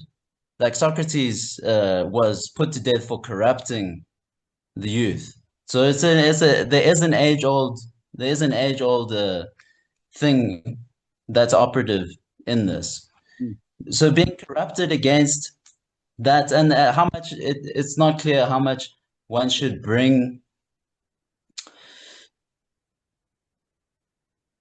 the fight almost, or what that means. So, and then, I guess just in like very practical terms, this particular professor, his name is Lawrence Bloom. There's a series of he took us through book 1 of the politics on my YouTube channel. I've made it unlisted, but if anybody wants to have a look, please just message. It's special to see him in action with students. And just by the way, these are all students who are post necessity of like the institutional requirement, still gathering to read and listen and be with one another. So like what is that? Like what is that that can be cultivated between people, that because it seriously is abyssal. Like when you have to face this question of like, why am I doing this thing, or what is worthwhile, and how is my concept of what is worthwhile shaping my life, my activity. It's a beautiful image or analog. In music you practice your scales. The scales for philosophy is logic or argument. You don't even have to go past like a syllogism. Obviously, A is B, B is C, therefore A is C. Just that structure, and then approaching a text. Like this is the method. So you have a text, even a paragraph. There's an argument in that paragraph. Can I extract it? And it's a bit of effort. You extract it, okay, that's the thing, and then the synthetic reading is now to read it. Then you so that's the 3-part movement. But that practice, that exercise, some guy wrote a book apparently like slow thinking, fast thinking, or it's maybe in that same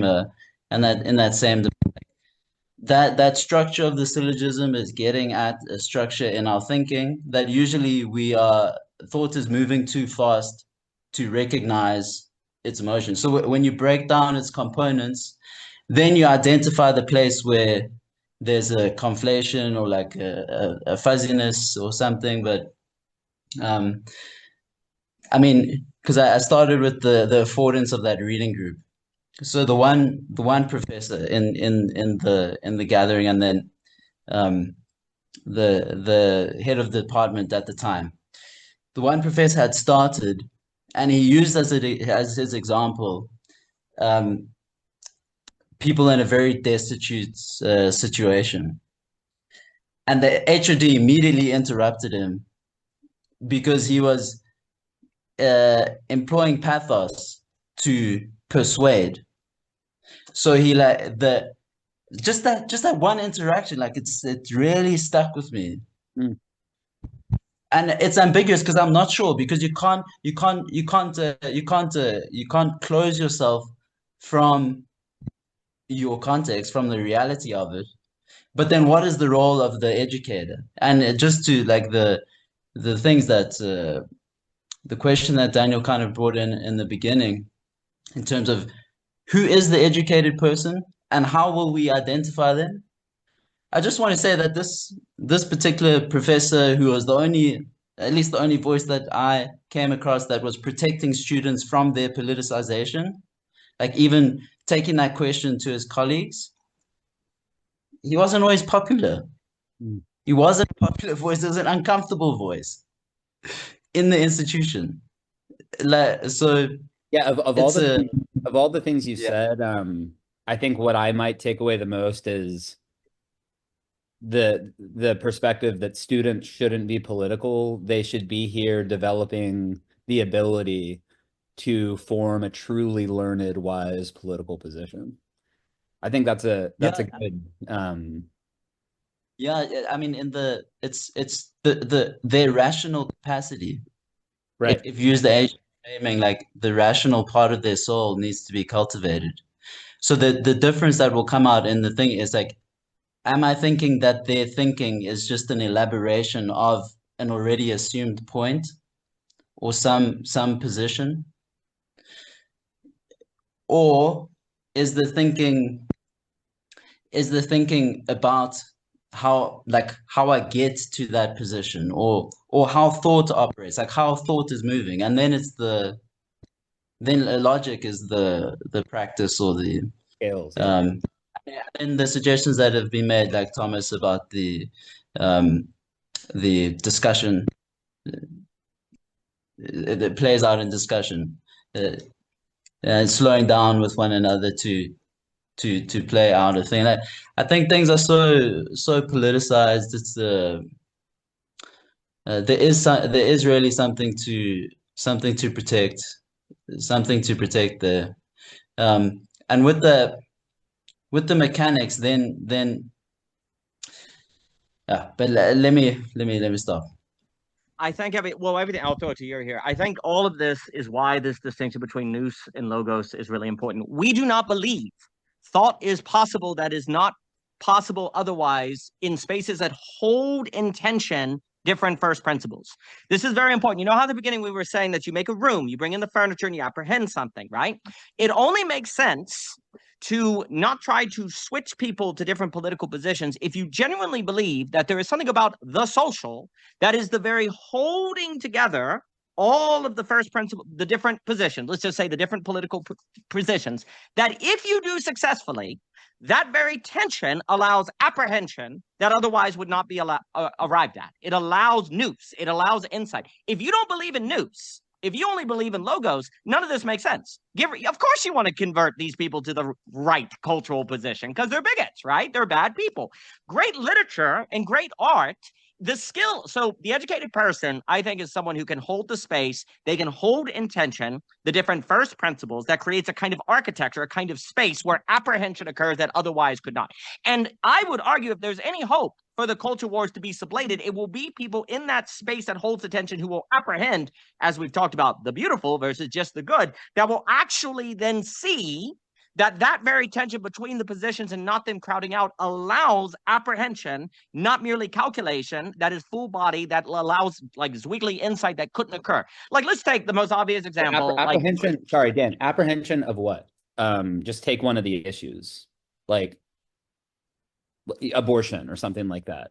What would be apprehended once they've like assuming they have, truly grasped, inhabited, etc., the first principles that drive the conflicting position. Once they've done that, what do they then apprehend? You can apprehend, for example, that even though you have every reason in the world to get the abortion because something happened to you, say, in raped and incest that was outside of your control, that nevertheless choosing to have the child could actually enable you to develop virtue and beauty that could be given to you no other way. You make a non-rational choice that actually opens up possible of life that could not occur otherwise. You apprehend that it's very easy to talk about people being murderers or so on and so forth, but if it was your daughter that was raped and all of the pro-lifers came up and made her feel like a horrible person to get an abortion, that you actually would apprehend how monstrous people's positions that are supposedly pro-life can make them in the name of life, and apprehend that this is the human condition, that we can find ourselves in our situation, that if we're trying to figure out the right decision, as opposed to the decision that can stand in the tragedy of the human condition that creates these sort of tensions for one another, and do the beautiful and do the hard and do the virtuous, that is the life well lived. And to put yourself where you're find in these kind of contradictions and tensions, and to really live them and feel them, and to realize that the question of life is how you respond to a situation like that. Not merely did you have the right political situation. What did you do when your daughter was raped and she wanted to get an abortion and all the people at church said she's going to hell? What did you do in response to them? We have to think about the culture wars in terms of situations when we're caught in the middle of the contradiction of them, and we have to respond to them. And it's not merely us choosing to get an abortion or not, it's our daughter, it's our sister, and she's the one who is being told she's going to hell by the people who said they love Jesus and that they were kind and love your neighbor as yourself. They turned into demons when it came to this tension, but their kids were never raped. They never had to make this decision, but they know exactly what is the right thing to do with that situation. Now we're talking, dare I say, literature. Now we're talking about reality. And if you can really embody and live that situation, I think we stop going to war one another and start figuring out, how do we live life together? How do we freaking live life together? Because life consists of these kind of situations. And until people really feel that in their bone on all situations, then my goal is to switch you to my side, as opposed to us all confront this extraordinary negativity at the heart of life, one-on-one, bit by bit. And basically, if the soul, I think the social requires feeling that. It does make me think a bit of the, and then I'll throw it to Jurij. It does make me think a lot. And I do think, too, the educated person is who can hold the space of all this that I'm describing. I think an educated person is aware of all that I'm describing. I think great literature, if I say like the Brothers Karamazov, what is that doing? It's holding all, the brothers all have different first principles, and they're being held together in a single work that cannot be reduced to a summary, because you have to feel the experiences of all the characters and be caught in the middle of it. I think great literature does that in the same way that a great class would do that. And basically, as Miss Nunberg, Martha Nunes, I do like her first book. I do understand she might not be a nice person, but Miss Nunesberg and the idea of the fragility of goodness, she was like, the people need to see plays like Anagon. They need to see Sophocles, where you're caught between competing goods, and you can't have both. Do you serve the gods or do you serve your family? And you can't have both. The people need to see that to understand what democracy is in the business of. And if they don't, they'll think democracy is in the business of getting the other side to the right position, serve the gods or serve the family. No, democracy has to deal with the tension of one or the other. And you really embodying and realizing and existentially feeling that situation for yourself. And if that is not done, one could argue the social is finished. One could argue that the ability to live with other people is done. And basically, we have so far failed the test of being able to handle the social because we cannot. Please. Yeah. So, but presumably on all of these questions, you have a view, right? Presumably on all of these divisive culture war questions, you have a view at the end of the day about. Sure. Absolutely. Would that be fair to say? Yeah. Absolutely. How do you, so what would you say to a student who said, oh yeah, Dan, you're really great at fully inhabiting the perspective that you disagree with, but ultimately you disagree with it. You think they're wrong. And so excellent. So for example, what's the next step there? Yeah. So for example, I'm pro-life. So what I do is force myself to write a story where I imagine my daughter getting raped and getting an abortion. And I force myself, because I have to have a position. But what I can do is put myself through practices where I work as hard as I possibly can to not demonize people who are pro-choice. Yeah. So for me, you can't help but have a position, right? You have to have one. But the question becomes, can you take your position and make it a full-scale situation that actually makes your position something of which you would speak from to the other as opposed to bulldozing the other person. So a lot of the fiction stories, every single story, has basically been a practice of taking a culture position and trying to actually create a scenario that you inhabit and that you embody that makes you realize, yes, at the end of the day, you have to make an absolute choice. You have to take a position, but you need to feel the full existential tragedy of making that decision and the difficulty of it, and to really feel it down in your bones. Because I think when you do that, you start feeling the tragedy that actually can make you more so looking toward the beautiful, as we'll talk about often at the net, and that has to be expanded on. It also, for me, makes it really, really clear, and it's something we'll talk about often, Brandon.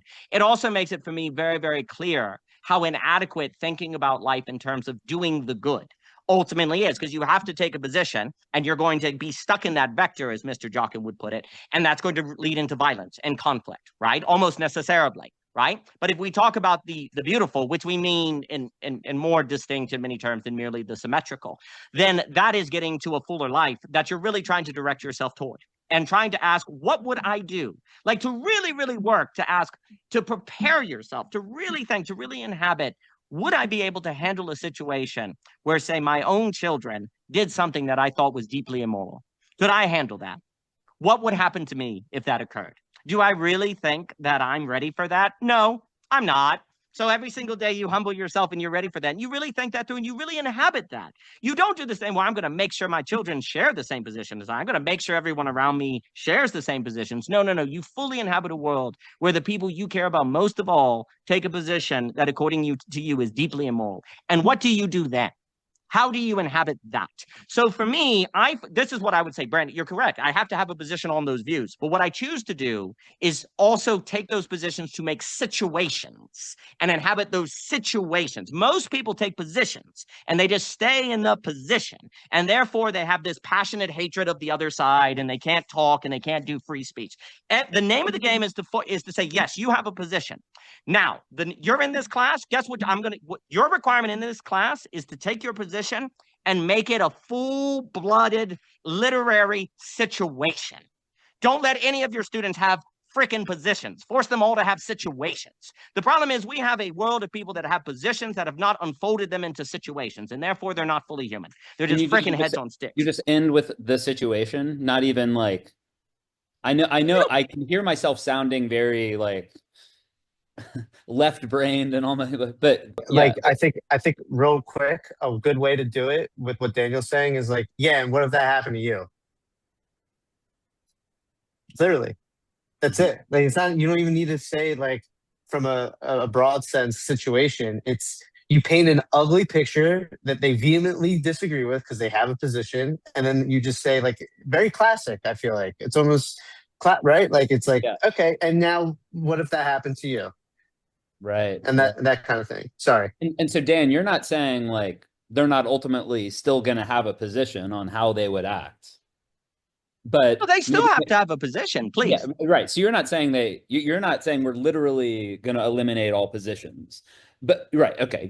Just wanted to make sure. Right. Because positions are sort of inescapable, but maybe the goal of the course is not to, right. It's more to enable them to really put themselves in these extraordinarily difficult situations, and then my work is done, because at that point, I experience. I don't need to take the further step of saying, okay, and now what do you do and why? I think the goal for me is I experience having to have a position as a kind of tragedy, in the sense of, like, you cannot escape having a position, and you must to function in the world, and you must to have a kind of rule of thumb by which you go into situations, and you cannot be a human if you do not. And yet life consists of these situations where you would be caught in the topsy-turvy and it would be very difficult. How will you live then?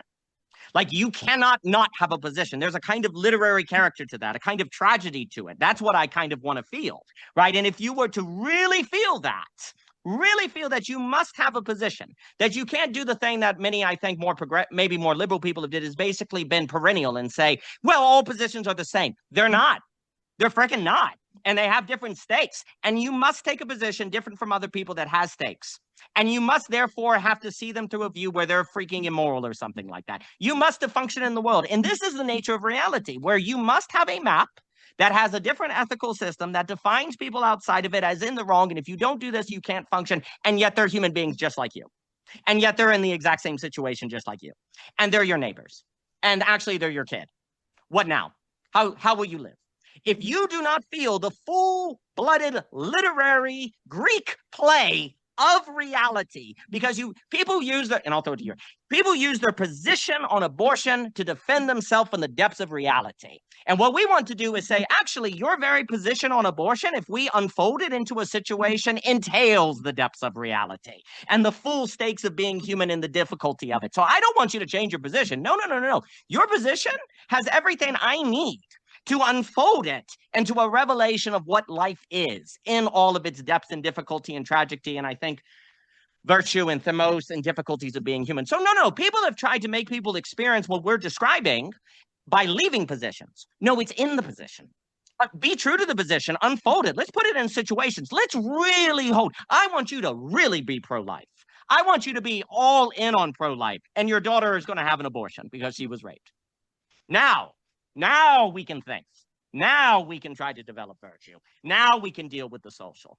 And I think what has happened is people have basically tried to set up classes, politics, IQ squared debates or whatever, but between positions and which position is right versus go into the fullness of a given position until the tragic dimension of it is fully unpacked and the person is forced to ask, what will you do now? And whatever you do, you will naturally think it is right and it could be wrong.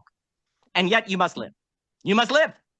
And I think a class that did this would actually get people to feel what it is to be human, to feel the tensions of history, to feel the human condition, and that would change their life forever. But let me pause and throw it to Jurij. Jurij, it is wonderful to have you today on this fine day, sir. Well, I kind of have a very, I don't know, diametrically opposite view of most things which were said so far. Not that I disagree, but I kind of have a different instinct here. So the way I see this conversation was set up is how to make the student reflect, how to impress things upon a student, how to open up a certain dimension of life and perception, which is closed up to just, the binary view. And then when you push the binary view to the edge, you kind of get this like opening up. And this is, I feel like, what Daniel is aiming for here. My first like impulse when you asked the question, what should be the curriculum, was like, well, have you considered this writer and that writer? And it was like, well, a student, I imagine, is passionate about someone or something and has a certain opinion, and letting that happen, like from a perspective of a student, like, do I have the opportunity to, okay, well, this is the writer I like, this is the opinion which I appreciate, let me present it in front of people, or whatever is the right setup for that, and let me find something which is maybe orthogonal to the discussion, right? But which is something which I really care about. Like, I think at the end of the day, the solution is not in the left or right. Like, I actually disagree quite a bit in the relevance of these debates. Like, I will probably never have to make a decision on abortion, and I will probably never in my life be put in that position, right? I'll probably never be like useful in like a Israel-Palestine debate and have that make an actual impact, right? Like, I see the value of these exercises to point to an existential impasse, to kind of open things up. But I think fundamentally it's all about cultivation of the person's instinct, right? Like, what am I here to do? And that's something which is not captured in the debates. It's something which the person has to bring to the table themselves. Now, if it's related to the debates, if someone's like, a pro-life person, that's what they want to dedicate their life towards, great. But I imagine a lot of people will just like have whatever the fuck they care about a lot in some of these things. And like, I think it's retarded that the person has a strong opinion on all of these things. It's probably not their opinion anyways then, right? Like the point is that they have something which they care about, which they can bring to the table and have it tested. And if it's one of those retarded left or right opinions, so be it, as long as they care about it enough, right? Like, if a person cares about being pro-life enough, or, pro-choice enough, let them have it. Like, I don't give a shit. I'm pro-conflict. I don't think consensus solves anything. But I think the ability to just like, okay, well, if I have this opinion, like I have like some controversial writers I like, can I bring it and test myself in sort of presenting this vague opinion, right? That I have. Can I actually, well, okay, I have this, like I like Yarvin, but I haven't read him. What the fuck? Well, okay, sure. Well, can I at least like kind of present that stuff in a way where it's defensible and show things to people? So at the same time, I cultivate my own instinct and I cultivate the ability to reason, right? Like, I think the conversation so far was kind of like, okay, well, let's cultivate the ability to reason, but like, why the fuck do I care? Like, it has to be related to my own instinct. And like, I think if it's like weaponizing people, like, weaponize it. Who gives a fuck? Like, get stronger at your instinct and be better at weaponizing and having like, arguments for it. It's fine. Like, more conflict, good.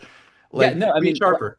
I don't know, like, if you remember at the very beginning of this conversation, I said, like, what students actually enjoy doing is just spouting off, and maybe jousting with someone with whom they disagree. That's what's fun, right? Yep. It's not really fun to, like, inhabit the alternative point of view. And I think you're kind of giving voice to that a little bit, if I'm understanding you correctly. Like, and I when I said that at the beginning, it wasn't like a cute line. That's like, I really enjoy jousting with people. I have views on, I am one of those retarded people who has views on every one of those issues. And I love jousting with people about them. I'm not sure I would, and I'm more on the right of most of these issues. So like, but like, I'm not excited to read Nicole Hannah-Jones. I mean, she's not even a good example, but like, that's not really that fun, actually. The language you're using about like exercising your instinct, it sounds very Nietzschean to me. Is that kind of where it's coming from? Yeah, for sure. Bad thing, yeah. Right, because there's something kind of weakening about inhabiting a perspective you don't hold. There's something kind of energy sapping about it. You just want to follow in the line you're going, go deeper into it, get harder core about it. That really is what I was trying to get at the beginning, about how, like, I want students to enjoy this. Right? Like, I want them to like be invigorated by this class. And there's something like that has the opposite effect about, inhabiting the absolute situation of the other. I can't believe I'm using this language of absolute situation. It sounds like a French intellectual. I love it. But anyway, yeah. No, that's yeah. I really appreciate what you say, Yuri, because you're reminding me of like the kind of the dilemma that I began with. Anyway, yeah, let me stop. I actually have to go in just a few minutes because my kids are about to go home. I mean, this has been an incredibly rich discussion. I'm so appreciative to all of you. Maybe if anyone else wants to say anything, I've probably got to go in just like 5 minutes, but Can I add one more thing? yeah, please. So to the point of jousting, 100%, but I think there's a big recognition whether you're jousting for your own instinct versus like something you've learned, right? Right. And I think that's also the difference between what instinct is energy sapping versus energy generating. Like, I don't enjoy defending a view and then I realize it's not my own view. That So you I think don't there's hold. something. Exactly. Like, yeah, because some people have mentioned like, oh yeah, it would be so cool. You could get students to like have to impersonate the view with which they disagree, and they have to like argue for that view in a debate. And I was like, I can't think of many things I would less rather do than that. Like, what I want to do is like argue for the position that I hold. Now, it would be really interesting to come up against a worthy adversary on the other side. That would be great. Yeah. Yeah, good things cultivated in solitude, in my opinion, away from the discourse, and then bring it in and test it, and then that's the formula. Mm. I'd just like to add one quick thing. I would say for sure, try to make sure, like, keep keep track of who likes the jousting in the class, and then make sure you give the opportunities for the quiet kids. And I would say, because this is me, maybe ask those students if they feel like they can articulate both sides well, because chances are the ones that sit back and listen maybe are less, you know, they're a little more reluctant to speak because they already can. Because that's the thing, you know, I'm always thinking about like, well, I can see how that, you know, would work for the other person. So, if you give them the chance to speak, you know, at least maybe get some good reviews from those kids. So, No, that's good, because this is going to be a problem. If it becomes a big argument session, then like 3 males are going to dominate. I think also a big difference is like the operation of the good is about all those logos, right? The right account. And then all this is talking about is the operation of the good. And quite frankly, this is all just demonstrating the impossible. The end conclusion is a defeat. That's the end conclusion, taken seriously. What happens here? When Daniel talks about the beautiful, what this is getting at, it's basically the question of what one desires. Actually, that's the problem of human beings. The problem of human beings is that we have desire, and specifically because we're being in time. To quote Aristotle about this. I mean, and it's literally, the problem is we have Nous that tells us to wait, and then we have basically wrathful appetite that makes us desire to act now, right? And there's that attention and time from Daniel about that. But the question of, and actually that's the thing, I think, so like this operation, the jousting is all logos, like all accounts, all these maps kind of blasting against each other, right? And especially at this kind of moral domain of like, well, clearly this is the right answer, clearly. And if, by the way, it's weaponized, but clearly if you disagree with this account, you're a misogynist, you're a racist. Like it instantly disqualifies the other accounts. It's also a strategy of jousting to disqualify the other accounts with the moral category, by the way. I think that also another thing, just ask the question of what is this person desiring? I think it's actually really important. Yeah, I think I was thinking about the exact same thing. Like, do you want to depolarize? Is that what you're here for? Like, some people might want to do that, you know, some people who are very conflict averse, but some people might not. They might, more in Jurij's like description, you know, just want, they like the fight. That's more how I am. I mean, I'm energized by conflict. Well, Brandon, I meant that in 2 sides. One is, the students, right, that side. But more importantly, like when you're doing this analysis of these different, quite frankly, domains of maps, right? Different topics, abortion, whatever. What Daniel's getting at when he makes his comment, he gave that concrete example of if you're pro-life, what happens when your daughter gets raped. And here, let's make it extra spicy, shall we? She's underage, she was raped, and etc. Right? One of those things. And you're a pro-lifer, and Daniel says everyone's just is basically ostracizing her for going to hell. The question there is not just the map, operation of the map and the implications of it. The question there is, what is everyone desiring? And that's where all the tension shows up. The tension is on the question of the desire. It's not even the map, because everybody's in that map. In that story is a map that everybody's agreeing, is participating in. But the question, the tension of the desire. That is what it is. That's what's going down here. The operations of desire are very different. And that's where all the tension is showing up. To have students be able to recognize that, right? That's probably the best. I think that's actually the question. The question of education, in my opinion, is not getting caught up in operations. And one of those is, it's a metacognition. Obviously in the literature it's called metacognition. But one of those is, what is the motivation of this account? What is the motivation of these people involved in here? Why would this person have this perspective? Why would this person want to do this perspective? And just saying they're stupid or they're evil, it's not very satisfactory. Now we're out of format, but one thing I want to point out. So at Mount St. Mary's, there's something called Spark Festival. So the honor students give lectures, they give presentations. It's very lovely.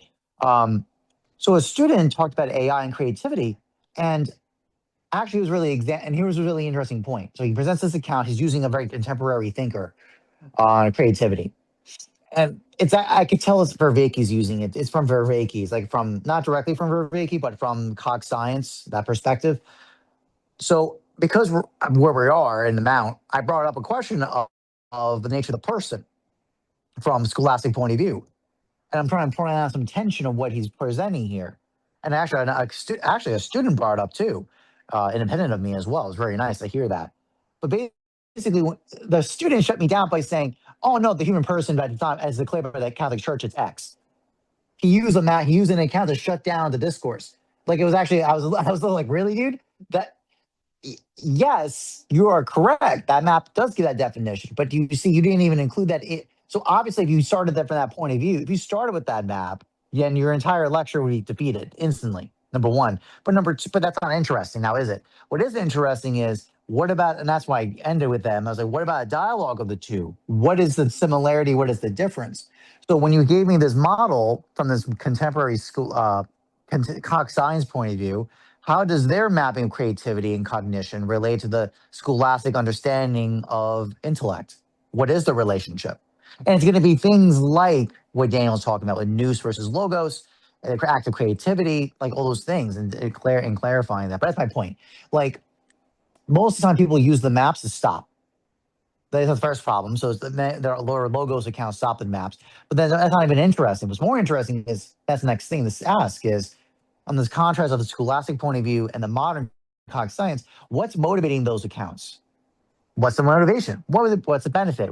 Anyways. So like I think those are the areas that are worthwhile for you to consider. Otherwise, yeah, let alone the mechanics of like not letting class be dominated by three guys who are just going to battle each other just because they like the games. Let alone what Jury's saying that a lot of people, they don't have, like actually with Dark Daniels comment about the Alankas, quite frankly, the big part of realizing when you're young is that a lot of your accounts are not yours. They were just given to you, which is obviously the tension, right? Because it's like, do you just deconstruct people that realize, oh, what you think is your opinion is actually was just given to you, and you don't actually know what you think. We don't actually know why you believe that. You were just told it. That's not very satisfactory, or like that could be very dangerous. You just do that, just deconstruct people.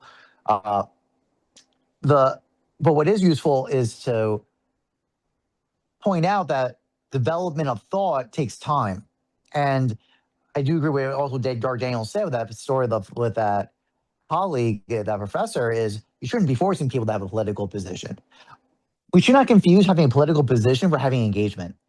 It's like almost a false signal. It's almost like a false image of engagement, which I think is what in goodwill. And the topic I gave him motivation of goodwill, principle of charity on this. I think when people make a declaring of people should be political, they should be engaged. They should have engagement, like kind of intimacy with reality, not just check out and disengage.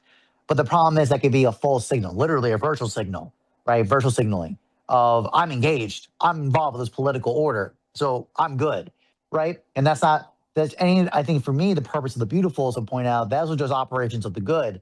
And that's actually inherently an abstractional relationship. You're not actually in contact with reality. You actually, but that operation, you're not only not good, you don't even have truth, and you don't have beauty. You don't get all three. You have to have all three. If you don't have that, you lose them all. Talk more about this stuff. I love talking more about it. Yeah, I want to thank you, Thomas, for that, and then thank all of you, because this has been much more than I bargained for, and I really appreciate it. It's been truly helpful. So honestly, thank you all. But great to meet some of you. Great to see you, Dan. Thank you all again, and hope to see you guys soon. Okay. Well, it's been delightful to have you, Brandon. It's been fascinating to think through, and best of luck with the class. I think going in on ground zero of the stuff that everyone is trying to avoid is actually exactly what is needed. So there's a bravery and courage in that. And so very well done. And I've enjoyed it a lot. I'll throw it to Mr. Deklerk and then Mr. Luber here if anyone else has final things. And again, thank you, Brandon. And yeah, all of that is very well put. I suppose what I want to say is I want people to fight against reality, because most of the time they fight against someone in the classroom who has the other view. And what I find is you're not fighting the world.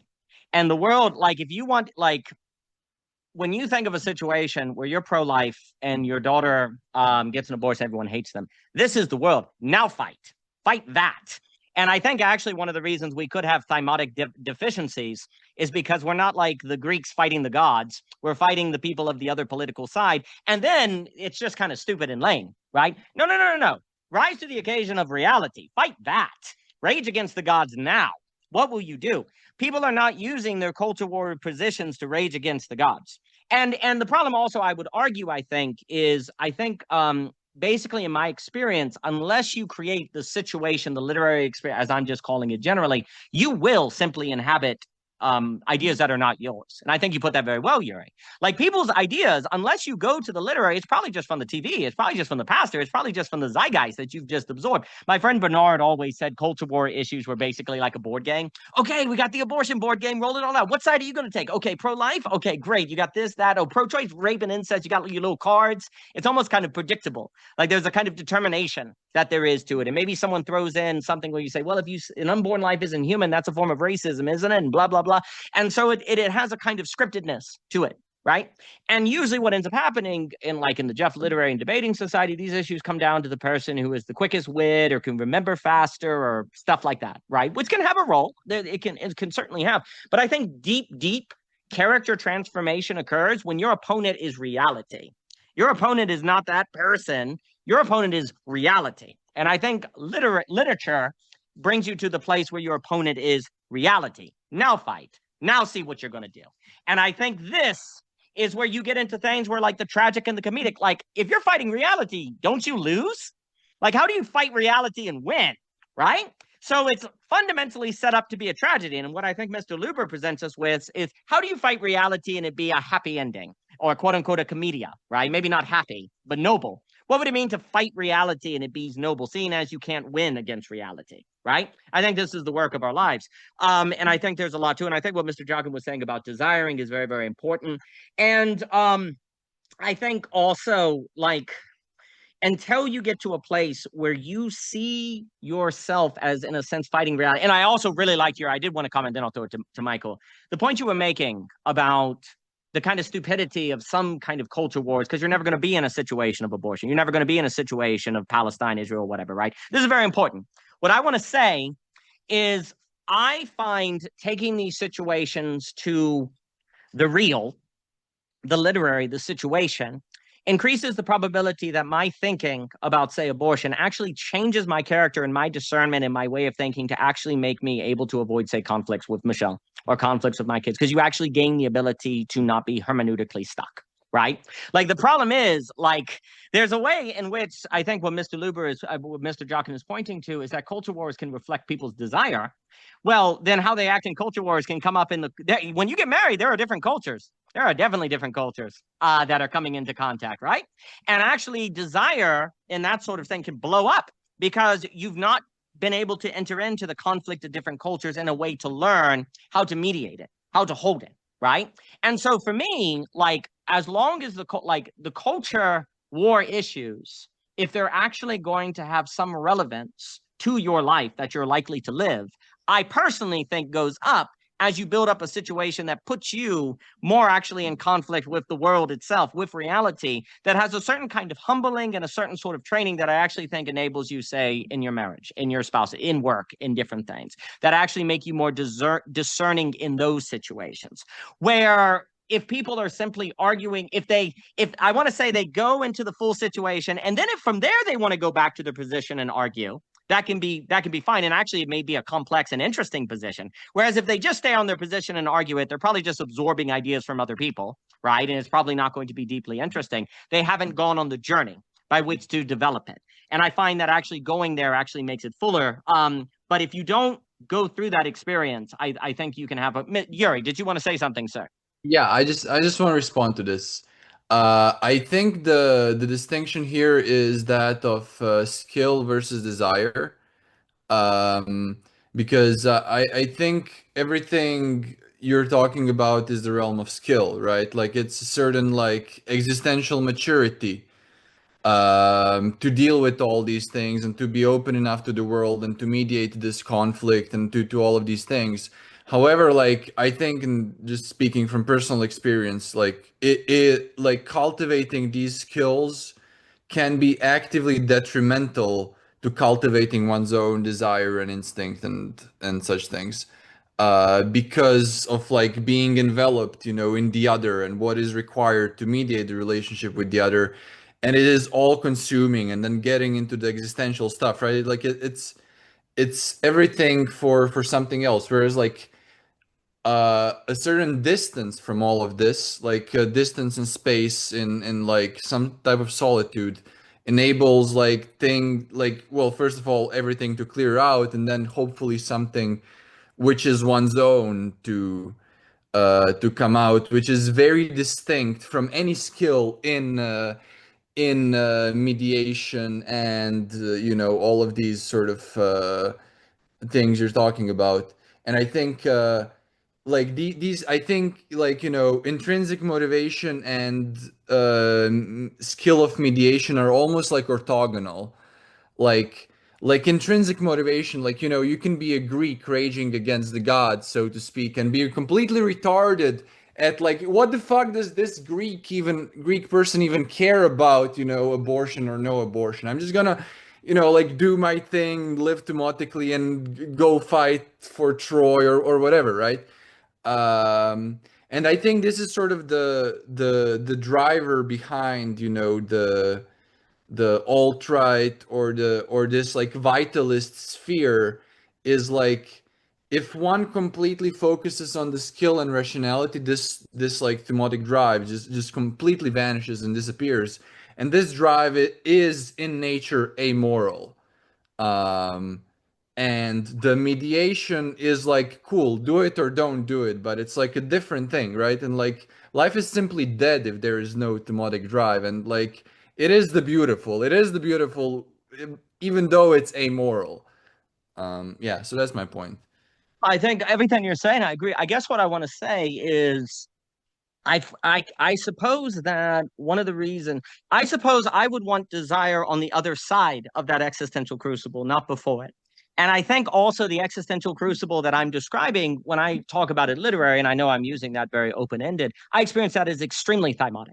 Like, it is a thymotic drive. When I'm describing the situation of your daughter getting an abortion, that's not a logos. That's a thymotic like situation of how you're going to do it. And I guess one of the reasons I went off, like, I was in debate literary societies for years and years and years, and there was something there that was not being addressed that for me only creative writing could do, which was very solitary and very alone. Like, and I certainly would very strongly suggest to people to go through that crucible before looking into marriage or relationships or things like that. Because but it has to have this thymotic character. I think there is an issue if the existential space is logo system building, right? That can lead to trouble, right? Now, it depends. It has to really be something that you are putting yourself in more of a thymotic space that logos can serve. And that then, as you develop there, your desire, I think, well, I'm going to say your desire will be toward the beautiful. It will actually move toward drive as opposed to an objective desire. So to me, I think the point you're getting at, well, actually, honestly, and then I'll give it to Mr. Deklerk. To me, I think, honestly, one of the great problems, and I guess this is my bias for literature and art and different things like that, is many people's solitary awareness is actually more on the side of logos. It's more on the side of various kind of coming up with formulas, finding the meaning of life, the number 42 or things like that, as opposed to actually using it as a space to try to very deeply put you into these situations that demand something of you, that if you do not go through, I don't know if you develop the virtue by which to handle the other without them destroying you, especially in like an intimate partnership relationship or things like that, or children or so on. So I think what you're saying is very important. There's so much to say. Okay, I guess the first thing. Okay, I guess I'll just go chronological. So Star Wars, right? Like, there's different levels. There's different ways you can make a distinction here. So there's the like, there's the viewer. What I see in the story. Even the artists themselves are a viewer. They watch their own story, right? Within that dimension, there are tragic things that can happen and comic like I can't fucking say the word now. The comedic side. You could judge those in any which way. Like, a good story can make it ambiguous throughout, more or less. So then there's on the thematic level, right? Which is not only you just watching it, but the necessity of you watching it, essentially. Like, why you're watching this particular moment versus another particular moment. And when you get to that level, which I guess is definitely on the scale side of things. If we're going to use the scale and desire distinction that you guys were just talking about.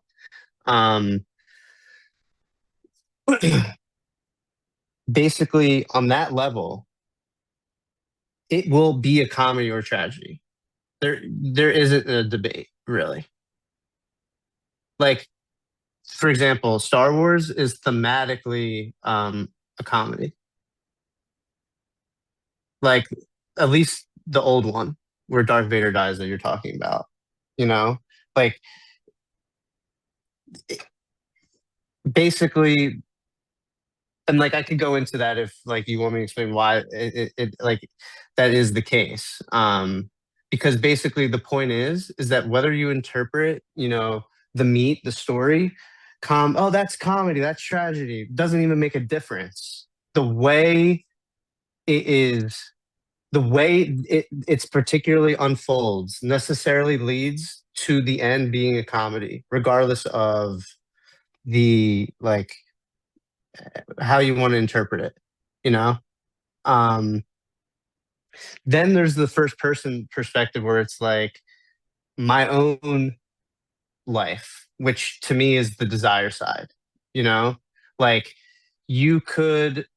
this has nothing to do with you perceiving other people, other things, like desire in this respect is really just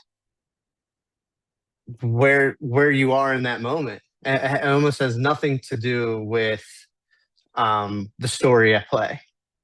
Like from a desire standpoint, you're desiring exactly what you like. From a story standpoint, looking at desire, you're desiring exactly what you should be desiring. It's so in that sense, like a lot of comedians, they're able to laugh at themselves or make light of things because they understand that they're looking at it from a story standpoint, in the sense of everyone's desiring what they should be desiring, and like that's okay, but like if you really can't come to terms with that, which to me is being in the social, like you can only come to terms with that with talking it out and hashing out. In that, it will reveal your sense of humor, in the sense of whether you're able to be open-minded, essentially. Because if you're not funny, I think it's directly correlated with the ability to actually hearken. Like not being open-minded. I think also, like, for example, like comedy and like woke, like saying offensive things, retard, right? I think it's all in the delivery, not in the word. How the context is used. So like you could just say retard to like diffuse something, but if it's not delivered right, it will do the opposite of diffusing anything. Oh, I'm trying to be funny, so I'm going to say, funny, edgy things and get everyone on the same page, kind of thing, right?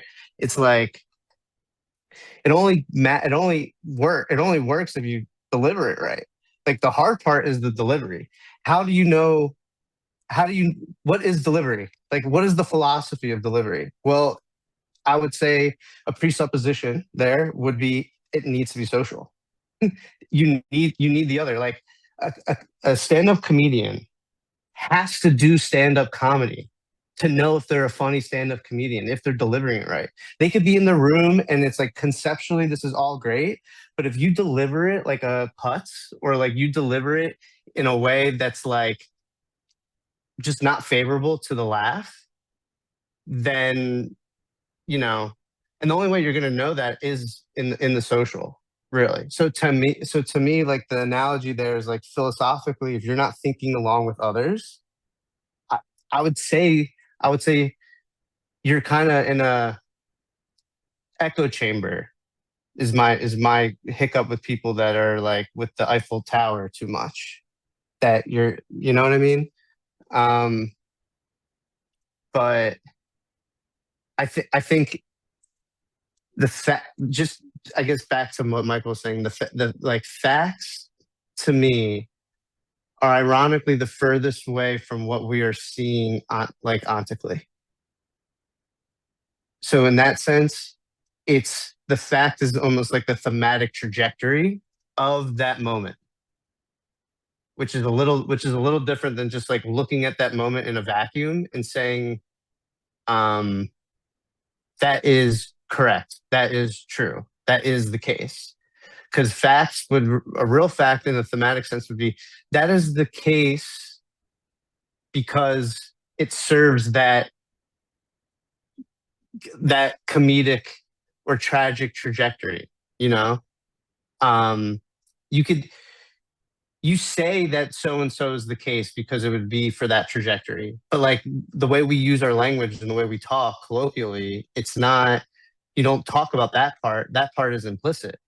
That part, that's not, that would almost come off weird. That would be like you're construing the situation in like a fictitious way. But underneath every accusation, every question, every output, there is that trajectory of and sure that, you can say, oh, this is hysteric, but like, it's like, you can't say it's not.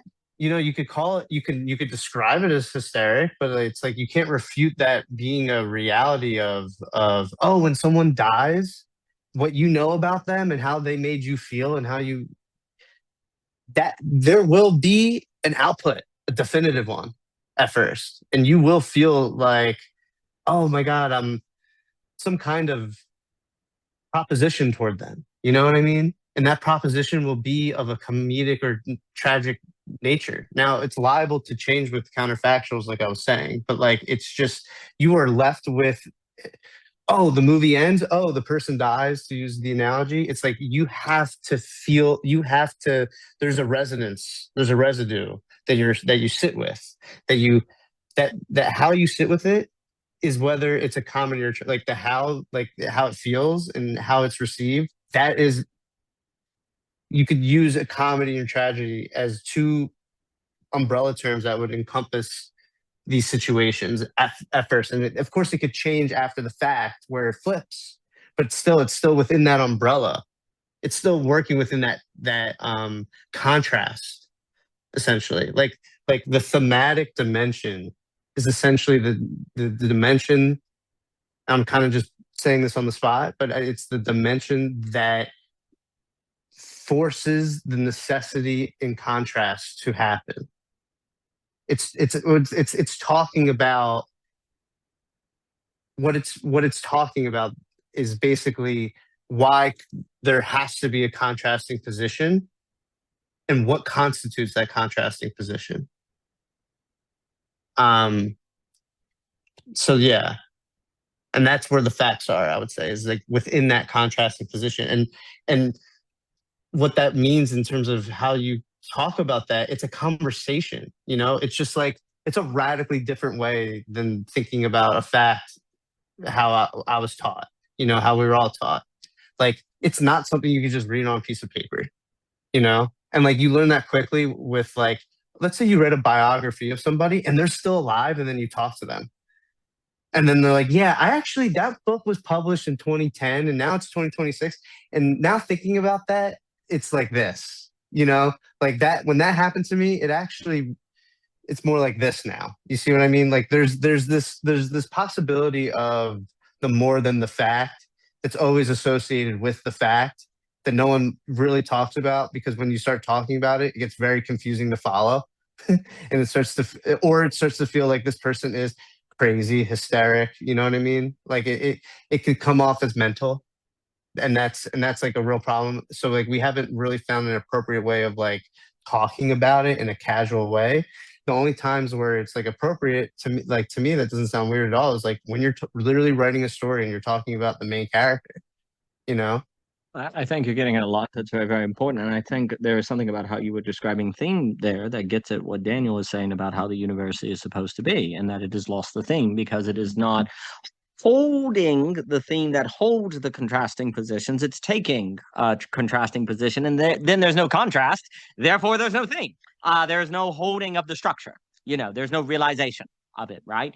And again, for me, and then I'll give it to Mr. Deklerk, I think I like also what you were saying about your presupposition must be that it must be social, right? It must be social. There's something I think that also follows is if actually the fullness of your very position can only be realized in the encounter with the other in the social. So the way can be that your position must be social, because your position cannot even be itself unless it encounters otherness, unless it is social, unless you bring it to the test, right? And that would kind of move, for me, in Hegel, the presupposition to the intersuppositional. And I think Hegel's philosophy is intersuppositional. It's about actually saying the basis of your thought must be you have a grounding that brings you to an encounter, and then that encounter becomes the basis of your thinking, of which was afforded by the understanding based on presupposition that could lead to the reason that can be based on intersupposition. Now, that all has to be expanded upon, but one of the reasons why I'm all about, like, you have a position on, say, abortion that is based on how you understand the situation, that is, quote unquote, pro-life.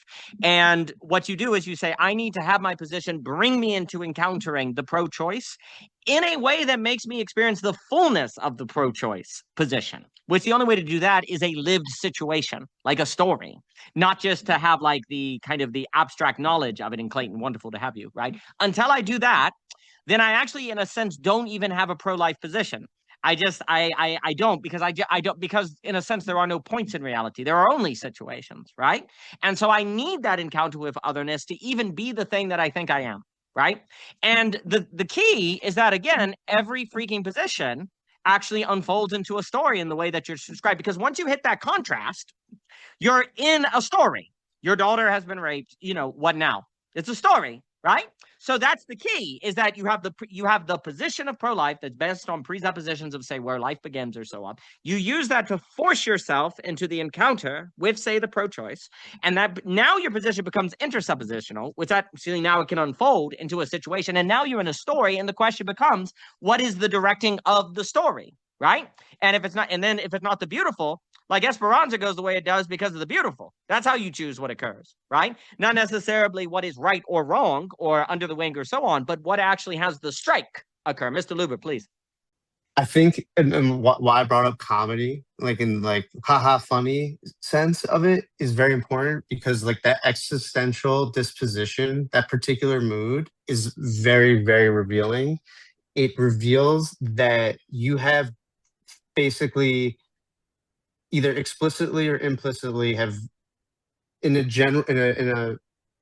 a full capacity thought about the possibility of your account countering its opposite to the fullest, where you're like, I don't even know. It's like there's a certain humility where you can then just make fun of everything. And like that, if you're not able to make fun of everything for real, then in that sense, it's like you really haven't. I think that's like a sign of someone that has gone through this process, or have embodied it. And I just think people that aren't funny, it's like everybody, this is very anecdotally, people that aren't funny people, they just didn't do it. They're not there yet. They might never be. There's, like, it's just, I think it's a disposition where it's like, no matter how shitty things get, you kind of can't turn it off, and that says a lot, because like at the end of the day, what kind of quality of life do we want, where it's like we're able to laugh at our problems? Like, who wouldn't want to be able, from just like an armchair standpoint, be able to just laugh at their problems? So that's all. Yeah. Well, there's something about, if you look, like, when you realize that all, say, and now please note, very much this topic about the approach of the culture wars and like this kind of way that's been, we've kind of been discussing, thanks to Brandon. This is all very important, because I think we are in a period where, in a certain way, the culture wars have kind of subsided a little bit. One of the reasons is because you have global geopolitical tensions, economic tensions, and I would also say that, yeah, exactly. So there's a way in which it just moves up a bigger scale, right? But it will come back down, assuming we don't all die, which is not given. But I should also note that in some respects, the return, a lot of people are talking about the return of religion and meaning and all of that. That may, though, I think people forget that a lot of the loss of religion and loss was actually in response to culture war issues. It wasn't so much like the New Age atheists that did it. It was gay marriage and stuff that then led to a kind of deconstruction. And if one does not reconsider the correct approach for the culture war issues, well, they're going to come back, and you're going to just have the same cycle occur over and over again, right? Because it is the emotional experience of, I just don't want to deal with the culture wars. I just don't want to have to deal with this kind of fighting or whatever that makes people leave or abandon the social or avoid the other side. Like the loss of the bowling, the loss of the social is tied to people not wanting to deal with the tension of the culture wars. But the culture war topics are embedded into the structure of reality itself. And so if you don't actually like change your orientation to it, then it's just going to come back around and come back around and come back around. I put it around the second and third turning that leads into the fourth. But anyway, the presupposition must be that you, I think also, I guess, and I'll get to Mr. Deklerk. There is something about the funny where you actually kind of see, oh my gosh, the nature of reality is where you have to take a position. That's kind of funny. Like, even if you don't like, even though reality reality is not made of positions. Reality is a multiplicity. There are no positions. It's a multiplicity. Like, you know what I mean? Like, there's not like standing ground. Like, there are situations that people are live discerning relative to, well, the theme or the heuristic or whatever they've been thrown into, right? Like, your position, like positions are not the people, they're like in voids, right? They're like void. They're not in-storied. They're not embodied. They're not particularized, right? And yet, you have to take a position in order to be storied, to be embodied, to be in the world. You have to take something that's not in the world to be in the world, right? And that very thing is setting you up for actually encountering situations that you don't want to be in. That's cool. And you have to do it to go on that date. And then the funny person says, and that's what it takes to go on a date. You can't go on a date unless you take a position of which then is setting you up to go onto the date and actually encounter the tension of different positions, right? Like when you get, because like, it's not getting married, just finding out, holidays, discipline, all of those different things are like, right. We came together because we thought we were similar, and actually we have different views of these things that we thought was similar, and the whole reason we came together is because we thought we were, ain't that funny? The surprise of difference, right? There's kind of like a joke that's going on, and yet that very joke is where virtue can be developed. Like, actually, one of the things that's funny, I think people also, part of that comedy comes because for me, in many experiences, people are funny. People who are not funny are just terrified. Like, they're just terrified of the situations, right? The funny person finds out the thing that was terrifying, develop virtue. And so it's funny. So now they can laugh at it and be glad in this bad thing, right?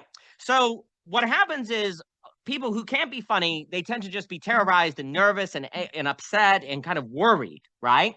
Because they don't believe or haven't experienced that leaning into that thing can actually lead to greener pastures or lead to better relationships or lead into better character, right? They haven't had that experience, and so they're scared. But the funny person, they can laugh about it, they can joke about it, and it's just kind of funny that thing that you dreaded is actually why you are the person you are today.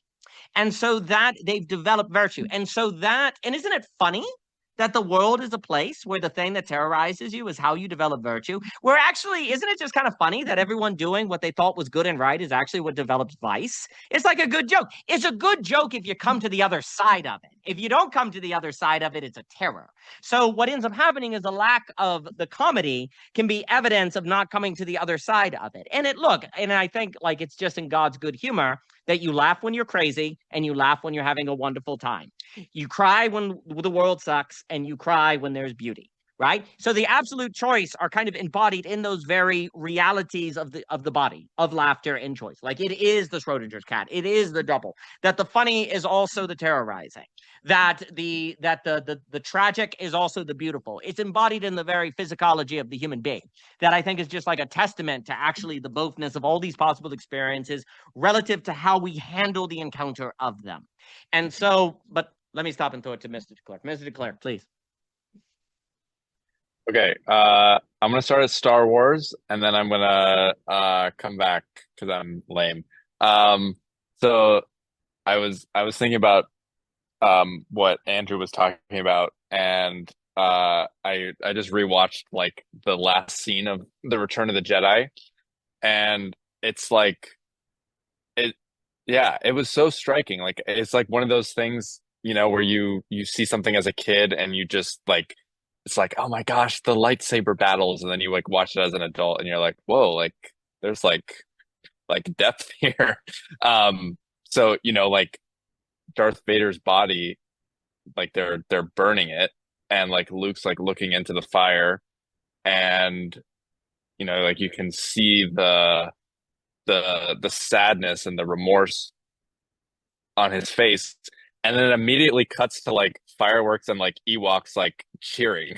And it's like there's like parties like all over the galaxy, and like Ewoks are dancing in Endor and stuff, and like it's it's so true that you know the way, like the genius of George Lucas is like he knew that it was I assume he knew that it was like going to be a trilogy from the beginning.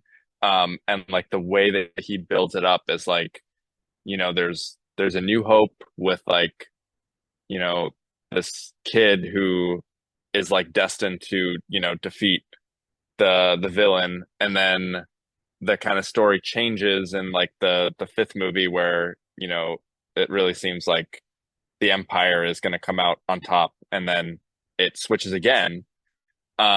Not without tragedy, but also like Darth Vader dies, and Anakin becomes a Force ghost. So it's like he's redeemed.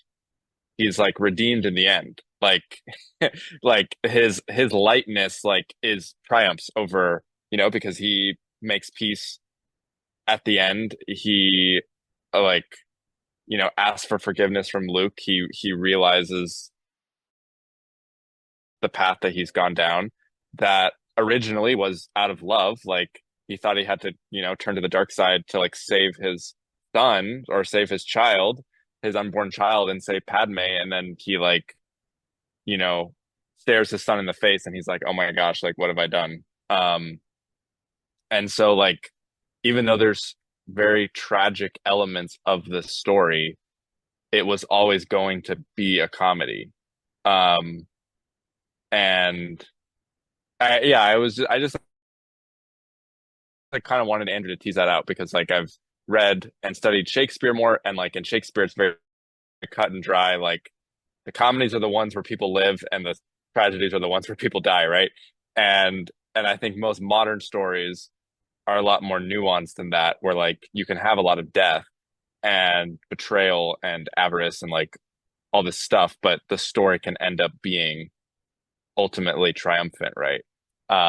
Anyways, that's like bracket that off to the side. Yeah. Can I jump in real quick? So like the confusing thing, right, is like you could be sad, you could even die, and it's a comedy. Like that's confusing, I would say like Socrates is a comedy, like he and like feel free to push back too. I'm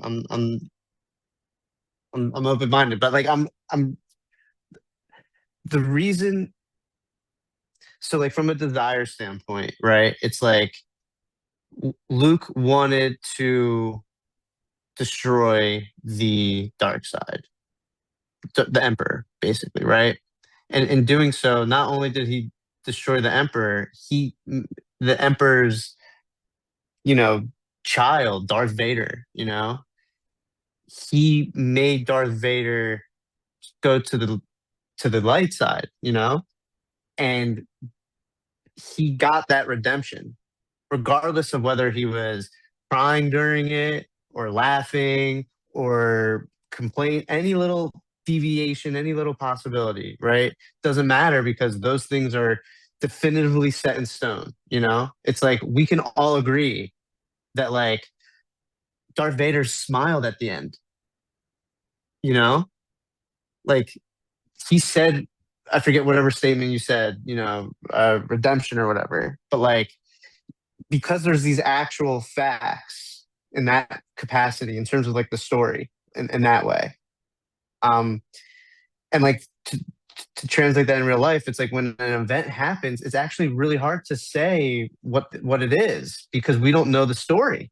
We're so fucked in that way. So that's why people, are saying they're saying their understanding of what the fact is, but they can't because they don't know the story of what that event, where that event like placed, where is that event placed? For real.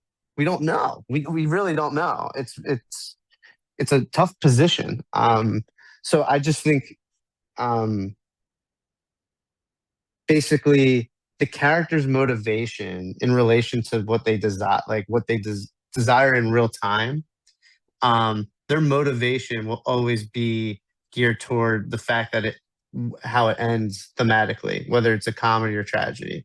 But how their desire, how we see it in the story plays out in the moment, that's where the art really is, because it's like you're able to use that juxtaposition where it's like the trajectory and you can make something that is sad and yet put it, if you frame it correctly and shape that content correctly, that moment in the story correctly, in a comedy where you wouldn't otherwise think that it would. You could take what people normally think something means and flip it on their face because you have that juxtaposition at play, like where there's the story level of what we're seeing and then the motivation behind everything. And that motivation behind everything is really always geared toward, the thematic end, essentially, which is a comedy or tragedy. But yeah, I'll pass it off. Yeah, no, that's great. I kind of wanted to like weave what you said into kind of what I wanted to build on is like last like Star Wars thing, which connects to Daniel, your mention of the unfunny person is really just scared. Like, do you remember when Darth Vader first says he's his father to Luke, how Luke responds? He's like, no, no, no. Like, he's like, he like cannot believe it. Like, he's like in full, I mean, he's like in full denial. Like, he's just in full denial. And like, his ultimate desire, I think, is on the other side of that realization, which is like, he had a lot of anger kind of until that, like, till that point of wanting to defeat the dark side. And then on the other side of that acceptance that the very thing he's trying to kill is his own father, really, like he's like the symbolic like embodiment of that. He like it's not like there's not a desire to bring peace and harmony to the empire. But to your point earlier, what we were talking about with Brandon's class is like it's met reality.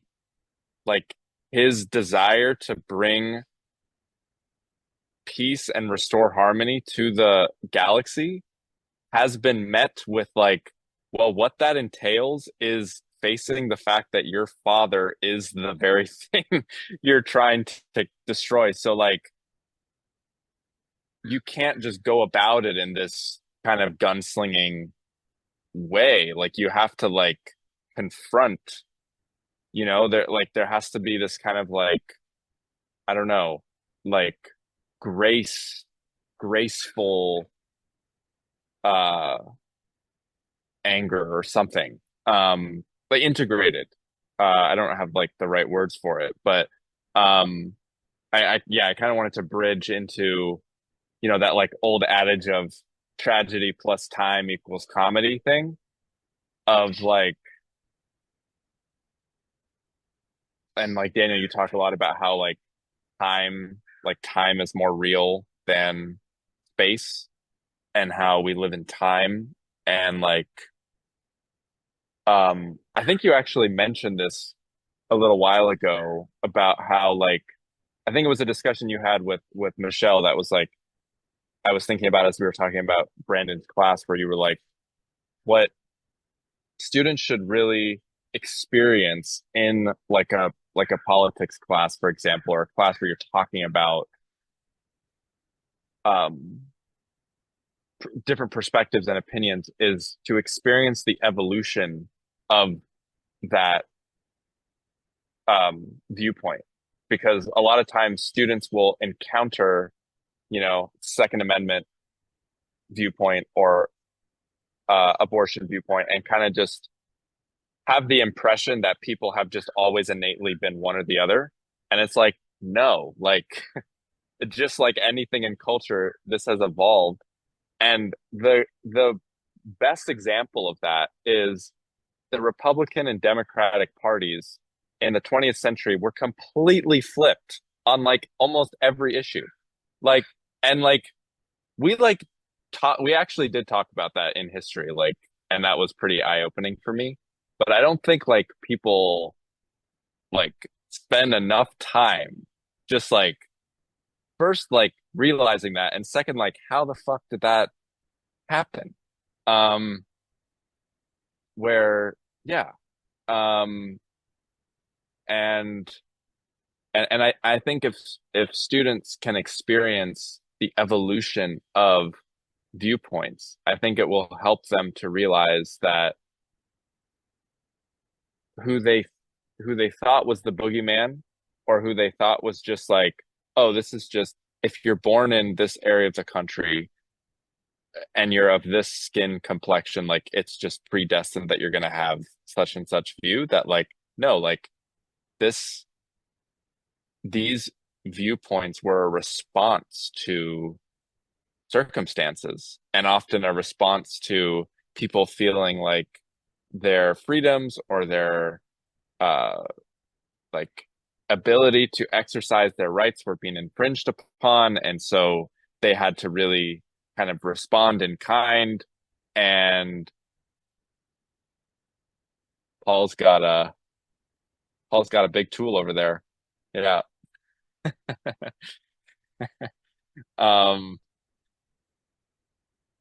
Like, yeah, I think everything that was added with, people suggesting stories and primary source, I think that's all brilliant.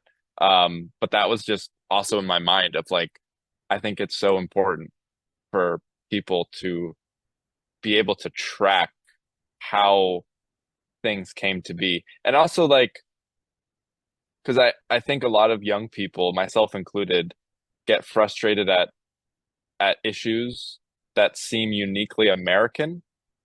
Like it doesn't seem like, I mean, I don't know, maybe I'm just an uncultured American, but it doesn't seem like any other country is having as big of a Second Amendment or abortion like debate as America is having. And sometimes I'm just like why are we so uniquely like obsessed with these things? But if you look at like the founding of the country, I think there's a lot of answers to some of those questions.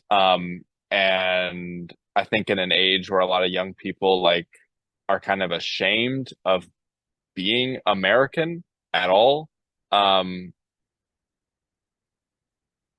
I think at least kind of understanding that context of history, I think can be really valuable. But anyways, I'll yield.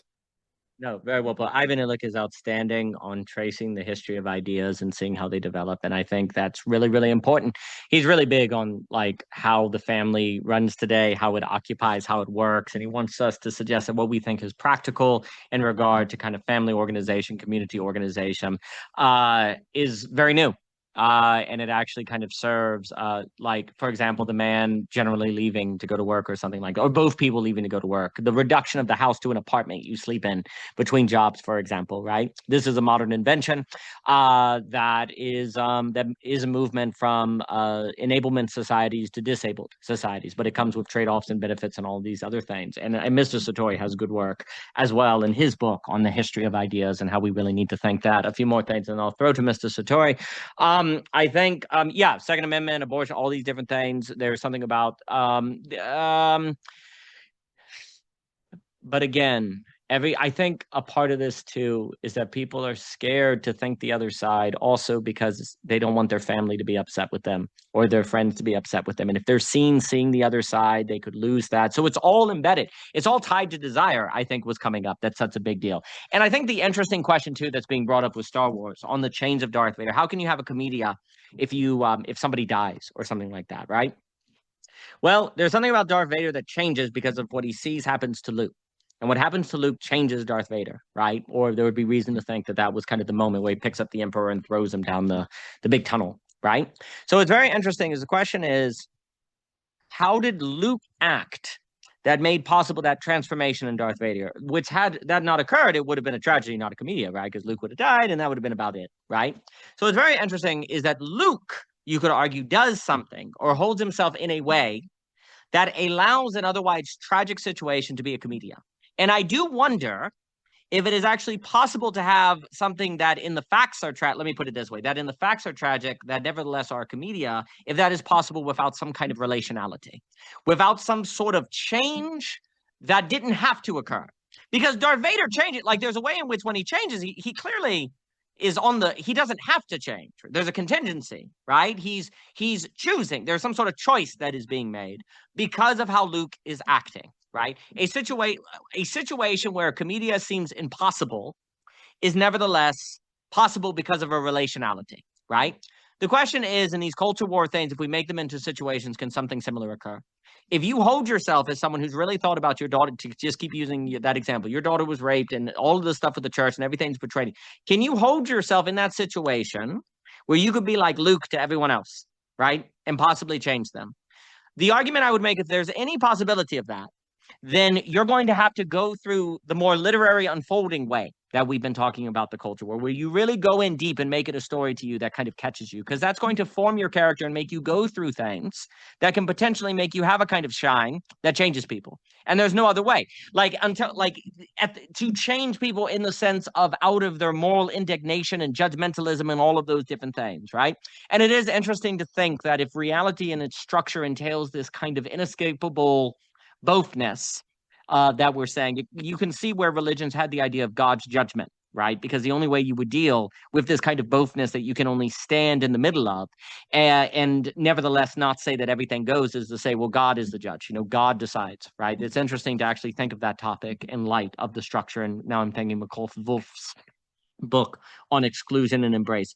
But there is a question on, well, for me, there is basically no possibility, there's very little possibility of someone standing in the midst of a culture war situation and having some sort of sign or being like Oscar Wilde walking with Yeats, having that kind of impact, unless they've gone through the existential crucible of unpacking it into a story that they're caught into the middle of, that changes the character, that changes the person, changes how they are in such a way that if some sort of comedy would be possible in those tragic facts, it would be possible and afforded because of that behavior. So likewise, because of what Luke did, because he resisted the empire. What did Luke do? He resisted going to the dark side. He used to, even when it seemed like all hope was lost and they're looking out of the window and seeing all the ships go down, he resists giving in, right? He resists doing what was rational, if you will, or what seemed to make sense. And because he did that, he was able to have the quality that changed Darth Vader, right? So the argument then, to go back to what Daniel said, then I'll give it to Mr. Sartori,